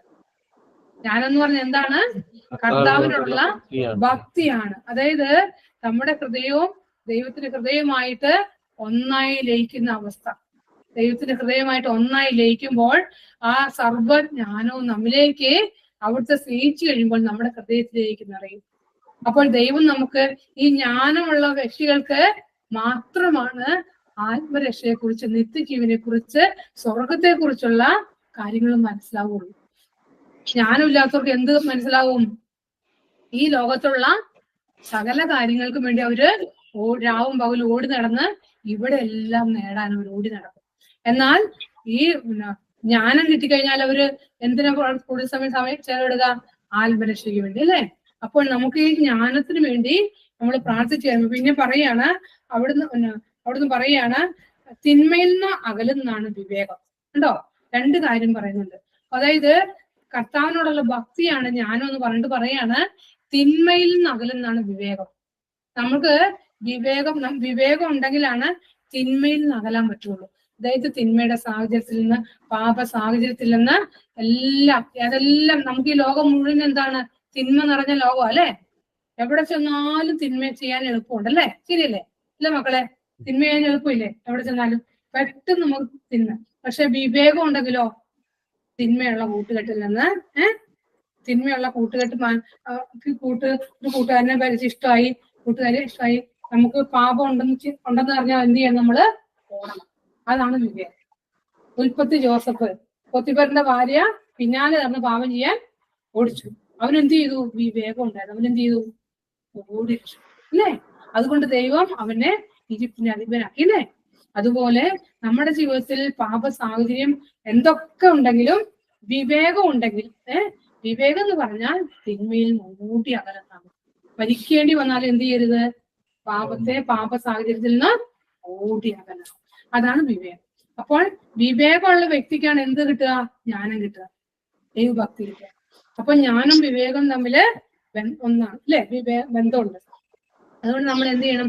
സഭാപ്രസംഗന്റെ പുസ്തകത്തിൽ പറയുന്നുണ്ട്, 2:26 പറയുന്നു, തന്നെ സ്നേഹിക്കുന്നവർക്ക്, തന്നെ പ്രസാദിപ്പിക്കുന്നവർക്ക് അവിടുന്ന് ജ്ഞാനവും അറിവും ആനന്ദവും പ്രദാനം ചെയ്യും. ഉണ്ടോ? ദൈവത്തെ പ്രസാദിപ്പിക്കുന്നവർക്ക്, ദൈവത്തിന്റെ ഇഷ്ടം ചെയ്യുന്നവർക്ക്, ദൈവത്തിന് ഇഷ്ടം പ്രവർത്തിക്കുന്നവർക്ക് എന്ത് കിട്ടും? ജ്ഞാനവും അറിവും ആനന്ദവും പ്രദാനം ചെയ്യും. തൊട്ടു താഴെ പറയാണ്, പാപിക്കാകട്ടെ എന്ത് കിട്ടും? പണം കുന്നുകൂട്ടാനുള്ള അനുഗ്രഹത്തിന് പാപിക്കും. ഉണ്ടോ? ഈ ലോകത്തിൽ പണം എന്ന് ഉദ്ദേശിക്കുന്നത് ഈ ലോകത്തില് വചനം പറയുന്നതാണ്. ഈ ലോകത്തിലുള്ള കാര്യങ്ങള് കുന്നുകൂട്ടാനുള്ള അനുഗ്രഹം ആർക്ക് കിട്ടും? പാപിക്ക്. പക്ഷെ എന്തെങ്കിലും മരിക്കുമ്പോൾ കൊണ്ടുപോകാൻ പറ്റുമോ? പറ. ഒന്നും കൊണ്ടുപോകാൻ പറ്റില്ല. അവനത് മനസ്സിലാവില്ല, അവന് ഗ്രഹിക്കാൻ പറ്റുന്നില്ല. ജ്ഞാനമില്ല പാപിക്ക്, അതുകൊണ്ട് ഗ്രഹിക്കാൻ പറ്റുന്നില്ല. അതുകൊണ്ട് അവൻ എന്ത് ചെയ്യും? ഈ ലോകത്തിൽ ഓടി നടന്ന് എത്ര കോടി കിട്ടും, എത്ര ബാങ്ക് എന്തെല്ലാം എന്നോർത്തോണ്ട് ഈ ലോകത്ത് ജീവിക്കാൻ സമ്പത്ത് വേണ്ട, ഇതൊന്നും അല്ലാട്ടോ ഇതിന്റെ അർത്ഥം. ഈ പറയുന്നതിന്റെ അർത്ഥം ഈ ലോകത്ത് ജീവിക്കാൻ നമുക്ക് എല്ലാം വേണം. ദൈവം നമുക്ക് തന്നിരിക്കുന്ന എല്ലാം ദൈവം തന്നതാണ്. അത് വേണം. നമുക്ക് ആസക്തി പാടില്ല, ഒന്നിനോടും കൂടുതൽ അത്യാഗ്രഹം പാടില്ല. നമുക്കെല്ലാം വേണം. പക്ഷെ കൂടുതൽ സമയം എന്തിനെ കുറിച്ച് എപ്പോഴും ചിന്തിക്കണം. അതിനാണ് 1-ാം സ്ഥാനം. മനസ്സിലായോ? നമ്മള് ഒരു ദിവസം എടുത്തു നോക്കി 24 മണിക്കൂറിൽ എനിക്ക് പരിശ്രമം വെളിപ്പെടുത്താന്ന എന്നോട് ചോദിച്ചു ഒരു ദിവസം, നീ എനിക്ക് 1-ാം സ്ഥാനം തരണം എന്ന് പറഞ്ഞു. അപ്പൊ ഞാൻ ചോദിച്ചു, കർത്താവ് ഞാൻ എങ്ങനെ അത് മനസ്സിലാക്കുക? അപ്പൊ എന്നോട് പറഞ്ഞു തന്നു, നിന്റെ ജീവിതത്തിൽ നീ എപ്പോഴും എന്താ ചിന്തിക്കുന്നത്? നിന്റെ രോഗത്തെ കുറിച്ചാണോ, നിന്റെ ഭർത്താവിനെ കുറിച്ചാണോ, മക്കളെ കുറിച്ചാണോ, ജോലിയെ കുറിച്ചാണോ, എന്തിനെ കുറിച്ചാണ് നീ എപ്പോഴും ചിന്തിക്കണേ? മക്കൾ പഠിക്കുന്നില്ല, അല്ലെങ്കിൽ അത് ചെയ്യുന്നില്ല, ഇത് ഇല്ലെന്നെല്ലാന്നാണോ? എപ്പോഴും എന്തിനെ കുറിച്ച് ചിന്തിക്കണോ അതിനാണ് 1-ാം സ്ഥാനം. എപ്പോഴും നീ എന്ത് ചിന്തിക്കണം? എനിക്ക് പറഞ്ഞു തന്നു, ദൈവമേ നീ തന്ന ഈ ജീവിതം നിനക്ക് സമർപ്പിക്കുന്നു, നിന്റെ ഇഷ്ടമെനിൽ നിറവേറട്ടെ. നീ തന്ന നീ തന്ന ജീവിത പങ്കാളി, നീ സമ്മാനമായി തന്ന ജീവിത പങ്കാളി നിനക്ക് തരുന്നു, നിന്റെ ഇഷ്ടം നിറവേറട്ടെ. നീ തന്ന മക്കള്, നീ തന്നതെല്ലാം, സമ്പത്ത് വരും, എല്ലാം നീ തന്നതാ, അത് നിനക്ക് സമർപ്പിക്കുന്നു. നിന്റെ ഇഷ്ടം എന്നിലും എന്റെ കുടുംബത്തിലും മക്കളിലും തലമുറകളിലും നിറവേറട്ടെ എന്ന് പ്രാർത്ഥിച്ചു കഴിഞ്ഞാൽ ദൈവത്തിന് 1-ാം സ്ഥാനമായി. അപ്പൊ ദൈവം ദാനമായി തന്ന എല്ലാം ദൈവത്തിന് സമർപ്പിച്ച് പ്രാർത്ഥിച്ചു കഴിഞ്ഞാൽ ദൈവത്തിനാണ് 1-ാം സ്ഥാനം. അല്ലെങ്കിൽ എന്റെ മക്കൾ എന്റെ എന്ന് പറഞ്ഞു കഴിഞ്ഞാൽ എന്റേതായി മാറും, ദൈവം പ്രവർത്തിക്കില്ല. അതുകൊണ്ട് നമ്മൾ എന്ത് ചെയ്യണം? എല്ലാം ദൈവം തന്നതാണെന്ന് മനസ്സിലാക്കി ദൈവത്തിനെ സമർപ്പിച്ച് ദൈവത്തിന് നന്ദി സ്തുതിയും പറഞ്ഞ് ജീവിക്കുമ്പോൾ ദൈവത്തിന് 1-ാം സ്ഥാനം കൊടുത്ത് ജീവിക്കാൻ പറ്റും. അപ്പോൾ ദൈവം നമുക്ക് എന്ത് ചെയ്യും? ദൈവത്തിന്റെ എല്ലാ അനുഗ്രഹങ്ങളും, അതായത് പരിശുദ്ധാത്മാവിന്റെ ഫലങ്ങൾ, ദാനങ്ങൾ, വരങ്ങൾ കൊണ്ട് നമ്മെ നിറയ്ക്കും. ദൈവിക ജ്ഞാനം കൊണ്ട് നമ്മെ പൊതിയും. ജ്ഞാനത്തിന്റെ പുസ്തകം 9:10 ജ്ഞാനത്തിന്റെ പുസ്തകം 9:17 പറയുന്നു, അങ്ങ് ഉന്നതത്തിൽ നിന്ന്, സ്വർഗത്തിൽ നിന്ന് ജ്ഞാനത്തെയും അവിടുത്തെ പരിശുദ്ധാത്മാവിനെയും നൽകിയില്ലെങ്കിൽ അവിടുത്തെ ഹിതം ആരും. അപ്പൊ ദൈവഹിതം അറിയണമെങ്കിൽ എന്ത് വേണം? ഉന്നതത്തിൽ നിന്ന് പരിശുദ്ധാത്മാവും വേണം, ജ്ഞാനവും വേണം, രണ്ടും വേണം. ഞാൻ 9:17. അപ്പോൾ ഉന്നതത്തിൽ നിന്ന് ജ്ഞാനവും പരിശുദ്ധാത്മാവും. നമുക്ക് ഈ വചനമൊക്കെ അറിയാമെങ്കിൽ നമ്മൾ എന്ത് ചെയ്യണം? ഉരുവിട്ട് അനുദിനം ഡെയിലി നമ്മള് പ്രാർത്ഥിക്കണം, ദൈവമേ ഞങ്ങളുടെ പരിശുദ്ധാത്മാവിന് തരണേ, ഇന്നത്തെ ദിവസം നിന്റെ ഹിതം പ്രവർത്തിക്കാൻ, അല്ലേ? ദൈവത്തിന്റെ ഹിതം പ്രവർത്തിക്കുന്നവനാണ് സ്വർഗ്ഗരാജ്യത്തിൽ പ്രവേശിക്കുക. കർത്താവെന്ന് വിളിക്കുന്നവനല്ല, അല്ലേ? ദൈവത്തിന്റെ ഇഷ്ടം പ്രവർത്തിക്കുന്നവനാണ് സ്വർഗ്ഗരാജ്യത്തിൽ പ്രവേശിക്കുക. അപ്പൊ ദൈവത്തിന്റെ ഹിതം പ്രവർത്തിക്കാൻ എന്ത് വേണം? നമ്മൾ പ്രാർത്ഥിക്കണം ദൈവത്തോട് നമ്മുടെ ഹൃദയം കൊണ്ട്, ദൈവമേ ഇന്ന ദിവസം നിന്റെ ഹിതം പ്രവർത്തിക്കാനുള്ള ഉന്നതത്തിൽ ജ്ഞാനത്തെയും പരിശുദ്ധാത്മാവിനെയും നൽകണേ. അത് പ്രാർത്ഥിച്ചു കഴിയുമ്പോൾ എന്ത് ചെയ്യും? നമുക്ക് ദൈവഹിതം തിരിച്ചറിയാൻ പറ്റും. എന്നിട്ട് തൊട്ട് താഴെ എഴുതിയേക്കാണ്, ജ്ഞാനം ഭൂവാസികളുടെ പാത നേരെയാക്കി. കണ്ടോ? ഈ ഭൂമിയിൽ വസിക്കുന്നവരുടെ വഴി നേരെയാണെങ്കിൽ എന്ത് വേണം? ജ്ഞാനം വേണം. കണ്ടോ? ജ്ഞാനം വേണം. ജ്ഞാനം ഉണ്ടെങ്കിൽ ഭൂമിയിൽ വസിക്കുന്നവരുടെ പാത, എന്ത് പാത ഉദ്ദേശിക്കണേ? നിത്യജീവൻ ലക്ഷ്യമാക്കിയുള്ള പാത ശരിയാവും, വഴി ശരിയാവും. നിത്യജീവൻ, സ്വർഗം, നിത്യജീവൻ, നമ്മുടെ ആത്മാവിന് നിത്യജീവൻ കിട്ടാൻ വേണ്ടിയുള്ള വഴി ശരിയാവും. അതുകൊണ്ട് പിന്നെ പറയാണ്, ഭൂമിയിൽ വസിക്കുന്നവരുടെ ഭൂവാസികളുടെ പാത നേരെയാവും, അവർ രക്ഷിക്കപ്പെടും, അവർക്ക് നിത്യരക്ഷ ലഭിക്കും എന്ന് പറയാണ്. അപ്പോൾ ദൈവിക ജ്ഞാനം നിറയാന് നമ്മൾ അനുദിനം പ്രാർത്ഥിക്കണം. ദൈവിക ജ്ഞാനം നിറയണമെങ്കിൽ എന്ത് വേണം? ജ്ഞാനത്തിന്റെ പുസ്തകം 1-ാം അധ്യായത്തിൽ പറയുന്നുണ്ട്, കപട ഹൃദയത്തിൽ പ്രവേശിക്കില്ല. പാപമുള്ള ശരീരത്തിൽ അത് അടുത്തുപോലും വരില്ല, അസൂയുള്ളിടത്ത് വരില്ല. ഉണ്ടോ? നമ്മളിൽ അത് എന്തെങ്കിലും ഉണ്ടോ എന്ന് നമ്മള്, മനുഷ്യനാണെങ്കിൽ ബലഹീനതയുണ്ട്, കുറവുണ്ട്. അപ്പൊ കപട ഹൃദയം എന്ന് പറഞ്ഞാൽ എന്താണ്? നിഷ്കളങ്ക ഹൃദയമാണ് ദൈവം ആഗ്രഹിക്കുന്നത്, അല്ലെ? നിഷ്കളങ്ക ഹൃദയം എന്ന് പറഞ്ഞാൽ കളങ്കമില്ലാത്ത ഹൃദയം, പാപമില്ലാത്ത ഹൃദയമാണ് നിഷ്കളങ്ക ഹൃദയം. ദാവീദ് പറയുന്നുണ്ടല്ലോ 51-ാം സങ്കീർത്തനത്തില്, എന്നെ നിഷ്കളങ്കന, അല്ലേ? പ്രാർത്ഥിക്കുന്നുണ്ട്, എനിക്ക് എന്റെ ഹൃദയം പരമാർത്ഥയോടെ ജീവിക്കാൻ, അല്ലേ? അവിടെ എനിക്ക് ജ്ഞാനം തരണേ പറയുന്നുണ്ട്. അപ്പോൾ 51-ാം സങ്കീർത്തനത്തിൽ പറയുന്നുണ്ട്, അപ്പൊ നിഷ്കളങ്ക ഹൃദയത്തിലാണ് എന്ത് ജ്ഞാനം പ്രവേശിക്കുകയുള്ളൂ. അപ്പൊ നമ്മൾ എന്ത് പ്രാർത്ഥിക്കണം? കളങ്കമില്ലാത്തൊരു ഹൃദയം, അതായത് ഹൃദയം ഉള്ളും പുറമേയും ഒന്നായിരിക്കണം. കപടമില്ലാത്ത ഹൃദയത്തിന്റെ പ്രത്യേകതയാണ് ഉള്ളും പുറമേ, ഉള്ളിൽ ഒന്ന് ചിന്തിക്കും, പുറമേ വേറൊന്ന് പറയുന്നത് കപട ഹൃദയം. ഈശോ പാപികളെ അല്ല വെറുത്തിരുന്നു, ആരെയാണ്? കാപട്യത്തെയാണ്. അതുകൊണ്ട് ഈശോയുടെ പ്രിയപ്പെട്ടവരാണെങ്കിൽ നമ്മൾ എന്ത് ചെയ്യണം? നിഷ്കളങ്ക ഹൃദയം. അതിന് ഒറ്റ മാർഗമുള്ളൂ, അനുതാപത്താൽ തകർക്കപ്പെട്ട ഹൃദയം. വേറൊന്നും വേണ്ട. അനുതാപത്താൽ തകർക്കപ്പെട്ട ഒരു ഹൃദയം. നമ്മുടെ ചെറിയ പാപം പോലും വരുമ്പോൾ അനുതപിച്ച്, ദൈവമേ എനിക്ക് തെറ്റുപറ്റിപ്പോയി എന്ന് പറഞ്ഞ ആ ഹൃദയം ഉണ്ടെങ്കിൽ എന്തുണ്ട്? അവിടെ നിഷ്കളങ്കമായി. ലഘുത, നമുക്ക് ഇതൊക്കെ ചെയ്യാൻ പറ്റുന്ന കാര്യങ്ങളാണ്. എല്ലാം ലഘുവായ കാര്യങ്ങളാണ്. വലിയ തിയോളജി ഒന്നും അല്ല പരിസ്ഥാനം നമുക്കിവിടെ പറഞ്ഞു തരുന്നത്. കൊച്ചു കൊച്ചു കാര്യങ്ങളാണ്. നമുക്ക് എന്ത് ചെയ്യണം? നമ്മുടെ ആത്മാവിന് നിത്യജീവൻ കിട്ടണം, അല്ലേ? നമുക്ക് സ്വർഗം കിട്ടണം. ഈ ഭൂമിയിലുള്ള കാര്യങ്ങൾ, രോഗം മാറണം, അത് മാറണം, ഇത് മാറണം, അതൊക്കെ രണ്ടാമത്തെ കാര്യങ്ങളാണ്, അല്ലേ? അതൊക്കെ രണ്ടാമതാണ്. ആദ്യം അവിടുത്തെ രാജ്യവും നീതി അന്വേഷിച്ചാൽ, ദൈവരാജ്യം നമ്മുടെ ഉള്ളിൽ വന്നാൽ ബാക്കിയെല്ലാം കൂട്ടിച്ചേർക്കേണ്ട കടമ ആരുടെയാണ്? ദൈവത്തിൻ്റെതാ, അല്ലേ? ദൈവത്തിന്റെ കടമയാണ്. നമ്മൾ ദൈവത്തിന്റെ രാജ്യം അന്വേഷിച്ച് ദൈവരാജ്യം നമ്മുടെ ഹൃദയത്തിൽ നിറഞ്ഞു കഴിഞ്ഞാൽ, ദൈവത്തിന്റെ ഭരണം എന്റെ ഉള്ളിൽ വന്നു കഴിഞ്ഞാൽ, നമ്മുടെ ഭവനത്തിൽ ദൈവഭരണം വന്നു കഴിഞ്ഞാൽ, പിന്നെ ബാക്കി എനിക്ക് തരേണ്ടതൊക്കെ ആരുടെ കടമയാ? ദൈവത്തിന്റെ കടമ. നമുക്ക് മക്കളുണ്ടായാൽ LKG സ്കൂളിൽ ചേർക്കണമെന്നും അവിടെ പഠിപ്പിക്കണമെന്നും ഇത് ചെയ്യണമെന്നും എല്ലാം ആരുടെ കടമയല്ലേ? നമ്മളല്ലേ? നമ്മൾ ഓടി നടക്കില്ലേ? നമ്മൾ മനുഷ്യനായി നമ്മൾ ഇത്ര ചെയ്യുമ്പോൾ നമ്മളെ കുറിച്ച് സ്വർഗത്തിലെ പിതാവിന്റെ, അല്ലേ? പിതാവിന്റെ, ഞാൻ എന്റെ ജീവിതം കണ്ടില്ലേ? അന്ന് കത്തിക്കരിഞ്ഞു പോയ ആ ജോലി ഒരിക്കലും ഇല്ലാതാവുന്ന അവസ്ഥയുള്ള വ്യക്തിനെ ഇന്നും 67 വയസ്സായി, ഇന്നും ഇലക്ട്രിക്കലിന്റെ ഹെഡായിട്ട് കിറ്റക്സിന്റെ MD നേരിട്ടിരിക്കുക. ചേട്ടൻ എന്നോട് പറയും, എനിക്ക് പ്രായമായെന്ന് MDക്ക് അറിയില്ലെന്ന് ചോദിച്ചു. എന്നിട്ടും പക്ഷെ ഭയങ്കര ജ്ഞാനോ അറിവ് ദൈവത്തെയാണ്. 100-200 ഏക്കർ പുതിയ തെലങ്കാനയിൽ തുടങ്ങാൻ ഇലക്ട്രിക്കലിന്റെ ഹെഡായിട്ടാണ് ചേട്ടൻ അവിടെ വർക്ക് ചെയ്യുന്നതിന്റെ എല്ലാത്തിനും. ഭയങ്കര ജ്ഞാനോ അറിവാ. അപ്പോൾ ഞാൻ പ്രാർത്ഥിക്കണ എങ്ങനെയാണെന്ന് അറിയണോ? പറഞ്ഞുതരാം. ദൈവമേ, നീ തന്ന ചക്കര കുട്ടൻ, നീ തന്ന സമ്മാനം സമർപ്പിക്കുന്നത് നിന്റെ ഇഷ്ടം, ആ പൂർണ്ണമായും ദൈവത്തിന് വിട്ടുകൊടുത്ത് പ്രാർത്ഥിക്കും. അവന്റെ കുറവുകൾ എന്തെങ്കിലും ഉണ്ടെങ്കിൽ ഒക്കെ മറക്കണം. നമ്മൾ കുടുംബജീവിതത്തില് ഒന്നായി കഴിഞ്ഞാൽ പിന്നെ അവിടെ ആരെ പ്രവർത്തിക്കുക? പരിശുദ്ധാത്മാവ് പ്രവർത്തിക്കും. നമ്മളെ തന്നെ ഭിന്നിപ്പിക്കാനാണ് ആരുടെ പണി? പിശാചിന്റെ പണി. അതുകൊണ്ട് നമ്മൾ എന്ത് ചെയ്യണം?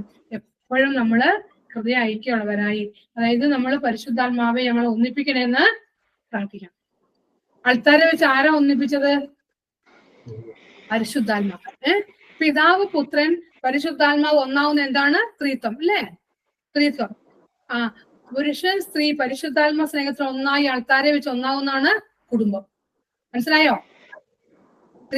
ത്രിത്വത്തിന്റെ പകുപ്പാണ് കുടുംബം. ഈ കുടുംബം ഈ പരിശുദ്ധാത്മാവ സ്നേഹത്തിൽ ഒന്നായി ലയിക്കുമ്പോഴാണ് എന്ത്? വിശുദ്ധരായ കുഞ്ഞുങ്ങൾ ഉണ്ടാകുന്നത്. ഈ ഇവിടെ പരിശുദ്ധാത്മാവ് ഒന്നാക്കിയ മേഖലയില് ചിന്തയിലെങ്കിലും, കാരണം 2 കുടുംബത്തിൽ വ്യത്യസ്ത ജീവിച്ചവരാണല്ലോ, ചിന്തയിലെങ്കിലും മറ്റുള്ളവരുടെ കുറ്റം നമ്മൾ വന്നു കഴിഞ്ഞാൽ ആര് പ്രവർത്തിച്ചു? കയറി പിശാച് കയറി. കണ്ടോ? പിശാച് കയറി നമ്മുടെ ചിന്ത മുഴുവനും ജീവിത പങ്കാളിയുടെ കുറ്റം മാത്രം കാണിച്ചു, കുറ്റം മാത്രം. അല്ലേ? ശരിയല്ലേ? ഞാനും നിങ്ങൾ ചിന്തിക്കേണ്ട കാര്യം അല്ലേ? ചിന്തയിലെങ്കിലും പിശാച് കയറി ദൈവം യോജിപ്പിച്ച ആര് വേർപെടുത്തി? മനുഷ്യൻ.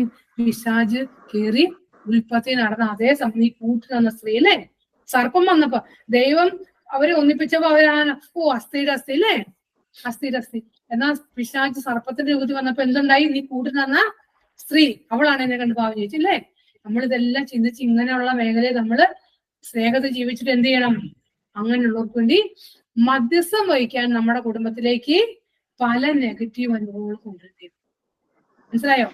ദൈവം അറിയാതെ ഒന്നും സംഭവിക്കുന്നില്ല. എത്ര പ്രാർത്ഥിക്കുന്നവരുടെയും എത്ര ശുശ്രൂഷ ചെയ്യുന്നവരുടെ ജീവിതത്തിൽ എന്തുണ്ട്? സഹനമുണ്ട്, ഇല്ലേ? സഹനമില്ലേ? സഹനമില്ലാത്ത ആരെങ്കിലും ഉണ്ടോ? ആരുമില്ല. എല്ലാവരുടെയും ജീവിതത്തിൽ സഹനമുണ്ട്. എന്നാൽ ഈ സഹനം എങ്ങനെ സ്വീകരിക്കണം? പിതാവിന്റെ കരങ്ങളിൽ നിന്ന് സഹനം സ്വീകരിക്കണം. പിതാവിന്റെ കരങ്ങളിൽ നിന്ന്. അതായത് നമ്മള് വ്യക്തികളിൽ നിന്നോ സമൂഹത്തിൽ ആരിൽ നിന്നും സ്വീകരിച്ചാൽ നമ്മൾ എന്ത് ചെയ്യും? വീണുപോകും. അതായത് യേശു എങ്ങനെയാ സ്വീകരിച്ച സഹനം?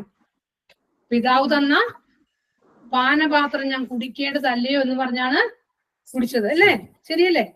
യേശു എന്നാൽ ചമ്മട്ടി അടിച്ചവരിലേക്ക് നോക്കിയാൽ, മുൾമുടി അടിച്ചവരിലേക്ക് നോക്കിയാൽ, കുരിശിൽ തറച്ചവരിലേക്ക് നോക്കിയാൽ യേശുവിന് ശരിക്കായി പിതാവിന്റെ ഇഷ്ടം നിറവേറ്റാൻ പറ്റുമായിരുന്നോ? പറ്റില്ല. ധ്യാനിക്കുക നമ്മൾ, ഞാനും നിങ്ങൾ ധ്യാനിക്കുക.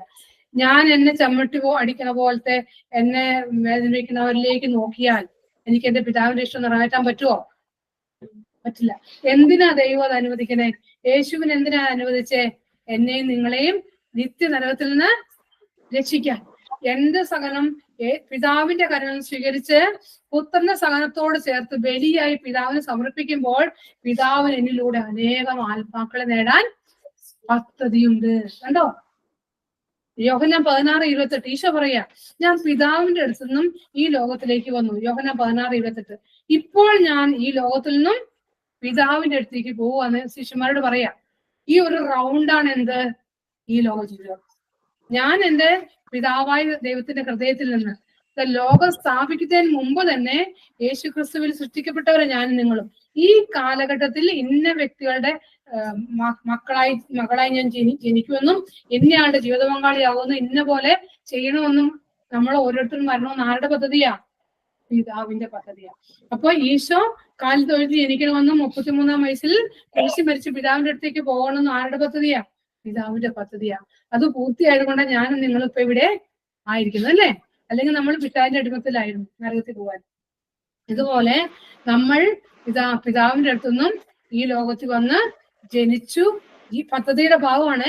ചിന്തിക്കണം, ജീവിച്ചു. ഇതാ നമ്മൾ ഇപ്പോൾ യേശുവിന്റെ ഓരോ സഹനത്തോടും നമ്മുടെ സഹനം ചേർത്ത് വെക്കണം. കാലിത്തൊഴുത്തിലേക്ക് ചേരാനുള്ള സഹനം എന്തിട്ടാണ്? നമ്മുടെ ദാരിദ്ര്യാവസ്ഥയാ, ഒന്നുമില്ലാത്ത അവസ്ഥ, അല്ലേ?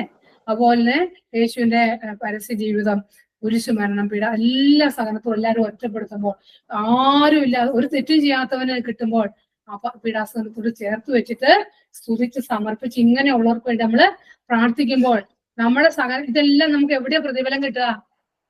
ഈ ഭൂമി കിട്ടുമോ? എല്ലാം സ്വർഗത്തിലെത്തുമ്പോ എന്നിലൂടെയും നിങ്ങളിലൂടെയും നേടിയ ആത്മാക്കള് സ്വർഗത്തിൽ അവിടെ അവര് എത്തുമ്പോൾ ഈ ലോകത്തെ ഏറ്റവും വലിയ ശുശ്രൂഷ എന്താണെന്നോ? ഒരാത്മാവിനെ മാനസാന്തരപ്പെടുത്തി സ്വർഗത്തിൽ എത്തിക്കുക എന്നുള്ളത് നമ്മുടെ ഓരോരുത്തരെയും ഏറ്റവും വലിയ ദൈവാനന്ദിക്കുന്ന ശുശ്രൂഷ. ഒരുവൻ ലോകം മുഴുവൻ നേടിയാലും സ്വന്തം ആത്മാവ് നഷ്ടമായാൽ എന്ത് പ്രയോജനം, അല്ലേ? ആദ്യം പറഞ്ഞു അതിനും പെട്ടെന്ന് ഇപ്പൊ പരിസ്ഥാനം കൊണ്ടുവരികയാണ്. ഒരു ഉപമയിലൂടെയാണ് കൊണ്ടുവരുന്നത്. അതായത് വർഷങ്ങൾക്ക് മുമ്പ് ഇപ്പൊ ഉരുൾപൊട്ടൽ നടന്നല്ലോ വയനാട്ടിലൊക്കെ. വർഷങ്ങൾക്ക് മുമ്പ് പേപ്പറിൽ കണ്ടൊരു വാർത്ത ഇതാണ്. അട്ടപ്പാടി മലയില് ഒരു ഉരുൾപൊട്ടൽ നടന്നു. അന്ന് സംഭവിച്ച സംഭവമാണ് പരിസ്ഥാനം എനിക്ക് ഓർപ്പിച്ചു തന്നെ. ആ മലയിൽ രാത്രി 12 മണിയോടെ ആയപ്പോഴത്തേനും പെട്ടെന്നൊരു സൗണ്ട് കേട്ടിട്ട് നടന്ന സംഭവം കേട്ടോ. ഗൃഹനാഥൻ ഉണർന്നെഴുന്നേറ്റു. പെട്ടെന്ന് ഭാര്യനെ വിളിച്ചെഴുമിച്ചു. 3 മക്കളാണ്. മക്കളെ വിളിപ്പിച്ചു തന്റെ പ്രായമായ അമ്മേനെ എണീപ്പിച്ചു. സ്വരം കേൾക്കുന്ന നമുക്ക് ഓടാന്ന് പറഞ്ഞ് അമ്മേനെ ഭാര്യയുടെ കയ്യിലേൽപ്പിച്ചു. ഇളയ കുഞ്ഞിനെ എടുത്ത് ഒക്കത്ത് വെച്ചു. മൂത്ത കൊച്ചിനോട് ഓടാൻ പറഞ്ഞു. രണ്ടാമത്തെ കൊച്ചു 11 വയസ്സുള്ള പെൺകുട്ടിയായിരുന്നു. ഓടി വാടിയെന്ന് പറഞ്ഞ് കറണ്ടും ലൈറ്റൊന്നുമില്ല, ഇടിമിന്നിന്റെ വെളിച്ചത്തിൽ അവര് ഇരുളുപെട്ടൽ എതിര് വശത്തേക്ക് ഓടുവാണ്.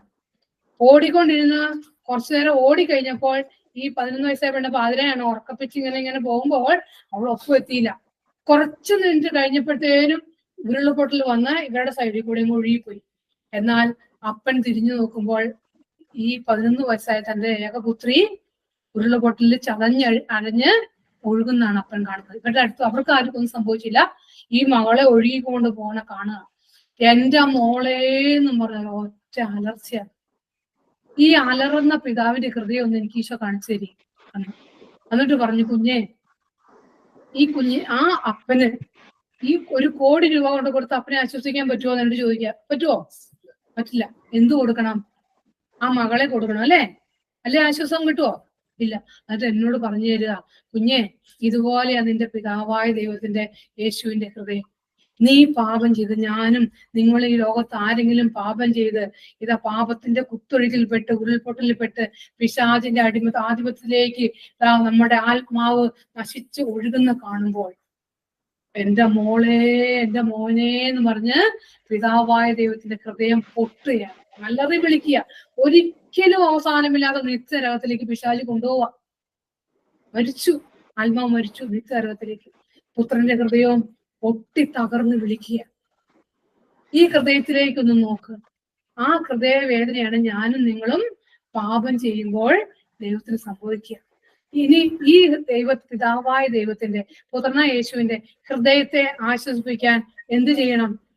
ഇങ്ങനെ പിശാചിന്റെ പാപത്തിന്റെ കുത്തൊഴുക്കിൽപ്പെട്ട് ഒഴുകി നിത്യനരകത്തിലേക്ക് പോകുന്ന ആ കഠിന പാപികളുടെ പാൻസാധനം നമ്മൾ പ്രാർത്ഥിച്ച് പ്രവർത്തിച്ച് അവരെ അവരെ പാപത്തിൽ നിന്ന് തിരിച്ചു കൊണ്ടുവന്നാൽ എന്ത് ഉണ്ടാവും? ഈശോയുടെ ഹൃദയം, പിതാവിന്റെ ഹൃദയം ആനന്ദിക്കും, അല്ലേ? അതാണ് ഇപ്പൊ ഞാനും നിങ്ങൾ ചെയ്യുന്ന കാര്യം, അല്ലേ? ശരിയല്ലേ?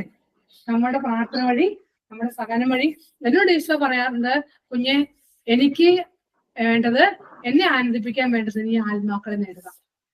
ആത്മാക്കളെ നേടുക. അത് എങ്ങനെ നേടിയാലും കുഴപ്പമില്ല. നീ മധ്യസ്ഥം വഹിച്ച് എന്നോടൊപ്പം കുറിച്ച് മധ്യസ്ഥം വഹിച്ച് ആത്മാക്കളെ നേടാൻ നിനക്ക് പറ്റും. എന്നോടൊപ്പം സഹിച്ച് നിന്റെ സഹനങ്ങൾ, ശാരീരികമായ രോഗങ്ങള്, നമ്മളില്ലേ 10-20 വർഷമായി എനിക്ക് ഷുഗറാണ്, ഒത്തിരി സാധനങ്ങളുണ്ട്. പക്ഷെ അതൊക്കെ ഈശോയോട് ചേരാൻ വേണ്ടി തന്നിരിക്കുന്നതാണ്. പക്ഷെ എന്തെല്ലാം രോഗങ്ങൾ, സഹനങ്ങള്, വേദനകളുണ്ടോ അതെല്ലാം നീ എന്റെ കുരിശോട് ചേർന്ന് കിടന്ന് സഹിച്ചുകൊണ്ട് ആത്മാക്കളെ മേടിക്കുക. മൂന്നാമതായിട്ട് നീ എനിക്ക് ശുശ്രൂഷ ചെയ്തുകൊണ്ട് ആത്മാക്കളെ മേടിക്കാം. അപ്പൊ നമ്മൾക്ക് ഏത് രീതിയിൽ നമുക്ക് ഓരോരുത്തർക്കും വ്യത്യസ്തമായിട്ട് തന്നിരിക്കണേ. ആത്മാക്കളെ നേടാനുള്ള സാഹചര്യങ്ങൾ നമുക്ക് തന്നിരിക്കണേ. എല്ലാ മനുഷ്യർക്കും തന്നിട്ടുണ്ട്. അപ്പോൾ ഒരാത്മാവിനെങ്കിലും നമ്മുടെ സഹനം വഴി, നമ്മുടെ പ്രാർത്ഥന വഴി, നമ്മുടെ പ്രവൃത്തി വഴി, ശുശ്രൂഷ വഴി സ്വർഗത്തിൽ എത്തിക്കുക എന്നുള്ളതാണ് നമ്മളെ കുറിച്ചുള്ള ദൈവത്തിന്റെ പദ്ധതി. ആദ്യം എന്ത് ചെയ്യണം?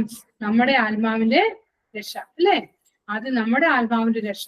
രണ്ടാമത് നമ്മള് ആത്മരക്ഷയ്ക്ക് നിത്യജീവൻ ലക്ഷ്യമാക്കി ജീവിച്ച ശേഷം മറ്റുള്ള ആത്മാക്കളുടെ രക്ഷ, മറ്റുള്ളവരുടെ. ലോകമുള്ള ഒരാത്മാവ് പോലും നരകത്തിൽ പോകാതിരിക്കാൻ വേണ്ടിയാണ് യേശു കുരിശിൽ മരിച്ചത്. നമ്മുടെ സകലങ്ങൾ ആ കുരിശോട് ചേർത്ത് വെച്ച് ഈശോ ഓരോ പരിശുദ്ധ കുർബാനയിലും ബലിയായി പിതാവിന് ജീവിതം സമർപ്പിക്കുമ്പോൾ ആ ബലിയോട് ചേർത്ത് വെച്ച് നമ്മൾ സമർപ്പിക്കണം. നമ്മുടെ സകലങ്ങളും കാഴ്ചവെക്കണം, ബലിയായി സമർപ്പിക്കണം. എന്നിട്ട് ആത്മാക്കളെ വാങ്ങണം. വെറുതെ സമർപ്പിച്ചാൽ പോലെ എനിക്ക് ആത്മാക്കളെ തരാൻ പറയണം. ശുദ്ധീകരണ ആത്മാക്കളെ ചോദിച്ചു വാങ്ങണം. നമ്മുടെ 7, 14, 30 തലമുറയ്ക്ക് വേണ്ടി നമ്മൾ കരഞ്ഞ് സഹനം കൊടുത്ത് പ്രാർത്ഥിക്കണം. അവർക്ക് ഇനി ഒന്നും ചെയ്യാൻ പറ്റില്ല. ഞാനും നിങ്ങളും മരിച്ചു കഴിഞ്ഞാൽ, ഞാനിപ്പോൾ മരിച്ചാൽ, എനിക്ക് ഈ പരിസ്ഥാനം പറഞ്ഞു തന്നതാ, ഞാനിപ്പോൾ മരിച്ചാൽ എന്റെ ആത്മാവ് പുറത്തു കിടക്കും. എനിക്ക് പിന്നെ ഈ ആത്മാവിന് ഒരിക്കലും കരുണ കിട്ടില്ല പ്രിയപ്പെട്ടവർ, ഒരിക്കലും. ഈ ആത്മാവ് പുറത്തു കടന്നാൽ എന്റെ ശരീരം കൊണ്ടുപോയി എന്റെ ജീവിത പങ്കാളി കൊണ്ട് അടക്കും. ഈ ആത്മാവിനെ അപ്പോൾ തന്നെ തനത് വിധിയാളനായിട്ട് ഈശോ നിൽക്കണേ. കരുണയായിരിക്കുന്നത് പറയാൻ ഇപ്പോഴേ പറ്റൂ. ജീവൻ ഉള്ളപ്പോൾ എനിക്ക് കുമ്പസാരിക്കാൻ പറ്റുള്ളൂ. എന്തെങ്കിലും ചെയ്യാൻ പറ്റണമെങ്കിൽ ഇവിടെ ജീവൻ വേണം. ഈ ആത്മാവ് പുറത്ത് കടന്നാൽ പിന്നെ ഒരിക്കലും എനിക്ക് കരുണ കിട്ടില്ല. അതുകൊണ്ട് നമ്മുടെ കുടുംബങ്ങളിൽ നിന്ന് മരിച്ചു പോയവർക്ക് വേണ്ടി നമ്മൾ എന്ത് ചെയ്യണം? നമ്മൾ വേണം കരുണയ്ക്ക് വേണ്ടി പ്രാർത്ഥിച്ച്. അവര് സ്വർഗത്തിൽ എത്തിക്കഴിഞ്ഞാൽ പിന്നെ നമുക്ക് വേണ്ടി അവര് പ്രാർത്ഥിക്കും. അങ്ങനെ നമുക്ക് വിശുദ്ധി ജീവിക്കാൻ പറ്റും. അതോടൊപ്പം രണ്ടാമത് നമ്മൾ ചെയ്യേണ്ടത്, നമ്മള് മരണാസന്നർക്ക് വേണ്ടി പ്രാർത്ഥിക്കണം. അതുപോലെ എല്ലാം അങ്ങനെ പരിസരം നമുക്ക് തരും. മരണാസന്നർക്ക് വേണ്ടി പ്രാർത്ഥിക്കും. അവർ പെട്ടെന്ന് അവർക്ക് ഇത് തോന്നിയാല്, അവർക്ക് അനുതാപം തോന്നിക്കഴിഞ്ഞാല്, ഞാൻ ഓർക്കുവാണ് ഈ 16-ാം തീയതി, ഇന്ന് 18 മിനിയാന്ന് ചേട്ടന്റെ അമ്മ മരിച്ചിട്ട് 1 വർഷം തികയണ ദിവസമാണ് മിനിയാന്ന്. അപ്പോൾ കഴിഞ്ഞ വർഷം ആഗസ്റ്റ് 16-ാം തീയതി കോട്ടയിൽ ഞാൻ പ്രയർ ഗ്രൂപ്പ് ലീഡ് ചെയ്തോണ്ടിരിക്കുക. ബുധനാഴ്ച ദിവസം ചെയ്തുകൊണ്ടിരിക്കുമ്പോ പെട്ടെന്ന് വീട്ടിൽ നിന്ന് ഒരു സമയമായി അയ്യോ ഇത് ഒരു കാര്യം പറഞ്ഞു നിർത്താം. ഞാൻ കോട്ടയില് ആൾക്കറിയാം, ഞാൻ പ്രാർത്ഥന ലീഡ് ചെയ്തോണ്ടിരിക്കും. പെട്ടെന്ന് വീട്ടിൽ നിന്ന് വിളിക്കുകയാണ്, അമ്മയ്ക്ക് കൂടുതലാണ്, വേഗം വരണം എന്ന് പറയാൻ. പെട്ടെന്ന് ഞാൻ ഗ്രൂപ്പിൽ ഇങ്ങനെ അമ്മയെ സമർപ്പിച്ച്, അമ്മയെ സമർപ്പിച്ച് 94 വയസ്സുള്ള അമ്മയാണ്. പ്രാർത്ഥിച്ചുകൊണ്ടിരിക്കുമ്പോ 3-4 പേര്, ഒത്തിരി മെസ്സേജ് ഉള്ളവരാ ഗ്രൂപ്പുള്ളത്. കാണുകയാണ് അമ്മ കണ്ണടച്ച് കിടക്കുന്നു. പെട്ടെന്ന് ഈശോ അമ്മയുടെ അടുത്തേക്ക് വരുന്നു. അമ്മ പൊളിച്ച് ഈശോയോട് ചിരിച്ച് സംസാരിക്കുന്നു. ഈശോ അവരെന്നോട് അത് പറഞ്ഞില്ല. ഈശോ അമ്മേനെ കൂട്ടിക്കൊണ്ട് പോകുന്നു. അച്ഛന്മാർ ധൂപം അർപ്പിക്കുന്നത് വരെ അവര് കണ്ടു. അപ്പൊ അവര് പറഞ്ഞു ഈശോ ഒന്ന് കൂട്ടിക്കൊണ്ട് പോകണം എന്ന് പറഞ്ഞു. ഞാനത് കഴിഞ്ഞ് ഗ്രൂപ്പ് പ്രാർത്ഥന കഴിഞ്ഞ് വീട്ടിലെത്തി. എത്തുന്നതിന് മുമ്പ് തന്നെ അമ്മ അവിടെ എല്ലാവരും ഉണ്ടായിരുന്നു. എല്ലാവരും മുമ്പ് എന്ത് സംഭവിച്ചറിയാം? അമ്മ കട്ടുമേ കിടക്കുവാണ്.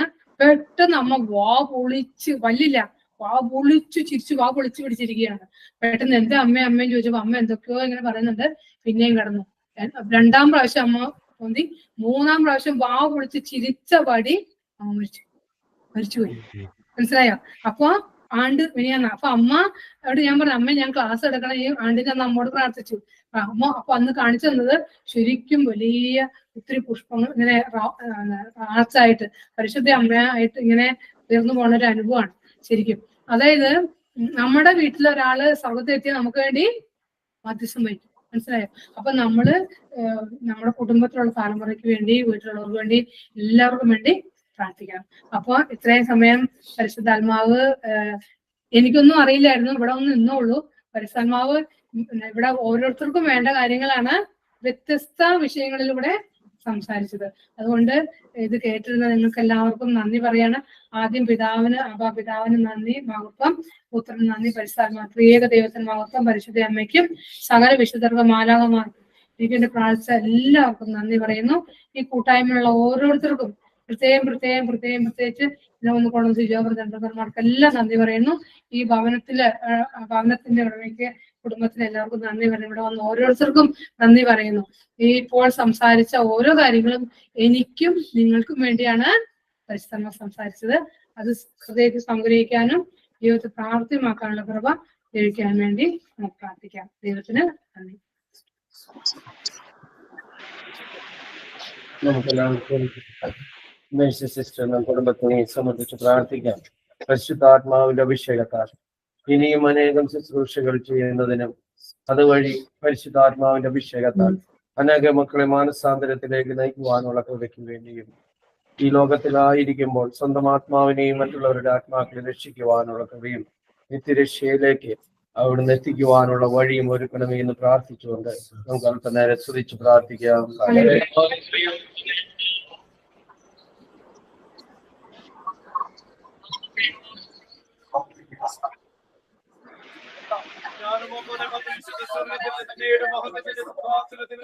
ജ്ഞാനത്തെ അയച്ചുതരണമേ. അവളെന്നോട് അങ്ങയുടെ ഹിതം ഞാൻ മനസ്സിലാക്കട്ടെ കർത്താവേ. അങ്ങയുടെ ഹിതം മനസ്സിലാക്കി പ്രവർത്തിക്കാനുള്ള ജ്ഞാനവും ഒന്ന് നിങ്ങളിൽ പോകുന്നതുപോലെ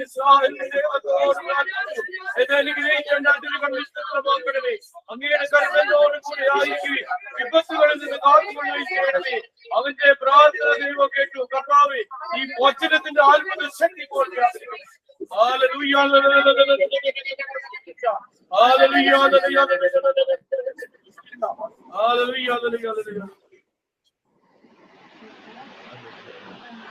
പിന്നെയും കാണിക്കണേ. അനുദപിച്ച് ഏറ്റു പറയാൻ കിട്ടുന്ന അവസരം ഉപയോഗിക്കണോ കേട്ടോ. സംസാരിക്കുന്ന ആരോടൊക്കെ പരിസരം സ്വയം അവനോൻ കണ്ടെത്തി മതി, മറ്റുള്ളവരെ നോക്കണ്ട. കിട്ടുന്ന സംസാരിക്കാൻ കിട്ടുന്ന അവസരം ഉപയോഗിക്കണമെന്ന് കേട്ടോ.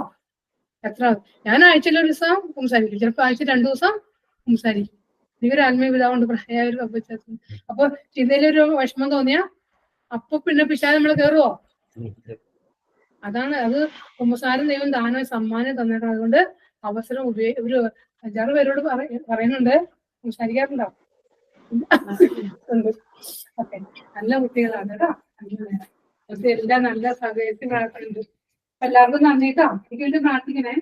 ഇവിടെ കൂട്ടായ്മയെന്ന് ഓർക്കാം. നമുക്ക് എല്ലാവർക്കും ആരാധനയ്ക്ക് വേണ്ടി നമ്മെ തന്നെ ഒരുക്കാം. കർത്താവേ, സങ്കീർത്തനം 94:19 ഹൃദയത്തിന്റെ ആകുലതകൾ വർദ്ധിക്കുമ്പോൾ അങ്ങ് നൽകുന്ന ആശ്വാസം ഞങ്ങളെ ഉന്മേഷവന്മാരാക്കുന്നു. കർത്താവേ, വചനത്തിന്റെ അത്ഭുത ശക്തിയാലൂടെ വ്യാപരിക്കട്ടെ. ഞങ്ങൾ ഓരോരുത്തരെയും മനസ്സിനെ കർത്താവേ അവിടുന്ന് എടുത്ത് ഉപയോഗിക്കണമേ. ജോബ് 1:10 അങ്ങ് അവന്റെ സമ്പത്തിന് ചുറ്റും വേലി കെട്ടി സുരക്ഷിതത്വം നൽകി അവന്റെ പ്രവൃത്തികളെ അനുഗ്രഹിച്ചു. അവന്റെ സമ്പത്ത് വർദ്ധിപ്പിക്കുകയും ചെയ്തു. കർത്താവേ, ഞങ്ങൾക്ക് എല്ലാവർക്കും അവിടുന്ന് കോട്ട കെട്ടി സംരക്ഷണം നൽകണമേ. കർത്താവേ, ഞങ്ങളായിരിക്കുന്ന ഈ നിമിഷങ്ങളെ പൂർണ്ണമായി അങ്ങിലേക്ക് ഞങ്ങൾ വീണ്ടും സമർപ്പിച്ച് പ്രാർത്ഥിക്കുന്നു. ഞങ്ങളുടെ ഹൃദയങ്ങളെ എളിമയുള്ളതാക്കണമേ. കർത്താവേ, ജോബ് 22:28 നീ തീരുമാനിക്കുന്ന കാര്യം നിനക്ക് സാധിച്ചു കിട്ടും. നിന്റെ പാതകൾ പ്രകാശിതമാകും. കർത്താവേ, ഈ വചനത്തിന്റെ അത്ഭുത ശക്തിയാൽ കർത്താവേ ഞങ്ങൾ ആഗ്രഹിക്കുന്ന കാര്യങ്ങളുടെ മേല് അല്ലെങ്കിൽ അങ്ങയുടെ ഹിതമനുസരിച്ച് ഞങ്ങൾ ഓരോരുത്തരെയും അവിടുന്ന് പണിയണമേ. കുശവന്റെ കയ്യിലെ കടിമണ്ണ് പോലെ ഞങ്ങൾ ഓരോരുത്തരെയും അവിടുന്ന് പണിഞ്ഞ് കർത്താവെ അങ്ങേക്ക് ഇഷ്ടമുള്ള ഉപകരണങ്ങളാക്കി മാറ്റുന്നു. അങ്ങനെ അങ്ങേക്ക് വേണ്ടി ശുശ്രൂഷ ചെയ്യുവാനുള്ള കൃപ ഞങ്ങൾക്ക് ഓരോരുത്തർക്കും നൽകി അനുഗ്രഹിക്കണമേ എന്ന് ഞങ്ങൾ പ്രാർത്ഥിക്കുന്നു. കർത്താവേ, പുറപ്പാട് 23, 25, 26 നിന്റെ ദൈവമായ കർത്താവിനെ നീ ആരാധിക്കണം. അപ്പോൾ നിന്റെ ഭക്ഷ്യവും പാനീയവും ഞാൻ ആശീർവദിക്കും. നിങ്ങളുടെ ഇടയിൽ നിന്ന് രോഗം നിർമ്മാർജ്ജനം ചെയ്യും. ഗർഭചിത്രമോ വന്ധ്യതയോ നിങ്ങളുടെ നാട്ടിൽ ഉണ്ടായിരിക്കുകയില്ല. ഞാൻ നിനക്ക് ദീർഘായുസ് നൽകും. കർത്താവേ, വചനത്തിന്റെ അത്ഭുത ശക്തിയാൽ അങ്ങ് ആഗ്രഹിക്കുന്നത് പോലെ ഞങ്ങളുടെ സകല മേഖലകളെ അനുഗ്രഹിക്കണമേ. ഈ സമൂഹത്തിൽ നിന്ന് കർത്താവേ, രോഗങ്ങളെ എടുത്ത് മാറ്റണമേ, സമൃദ്ധി നൽകണമേ, ദീർഘായുസ് നൽകി ഞങ്ങൾ ഓരോരുത്തരെയും അവിടുന്ന് അനുഗ്രഹിക്കണമേ എന്ന് പ്രാർത്ഥിക്കുന്നു. കർത്താവേ, അങ്ങയുടെ കൂടെ ഈ ലോകത്തിലായിരിക്കുവാനും ഈ ലോകം വിട്ട് ഞങ്ങള് സ്വർഗത്തിലെത്തുമ്പോൾ അങ്ങയുടെ മുഖം കണ്ട് ആരാധിക്കാനും നിത്യതയിൽ അങ്ങയോട് കൂടെ ആയിരിക്കുവാനുള്ള കൃപ ഞങ്ങൾക്ക് ഓരോരുത്തർക്കും നൽകണമേ എന്ന് പ്രാർത്ഥിച്ചുകൊണ്ട് അവിടുന്ന് നൽകിയ സകലത്തെയും ഞങ്ങളെ തന്നെയും പൂർണ്ണമായി സമർപ്പിച്ചുകൊണ്ട് നമുക്ക് ദൈവത്തെ ആരാധിക്കാം. ദൈവമേ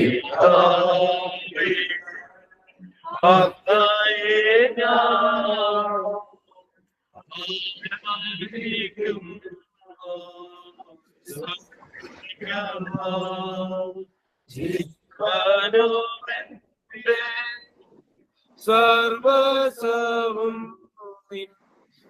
മുൻപിലാണ്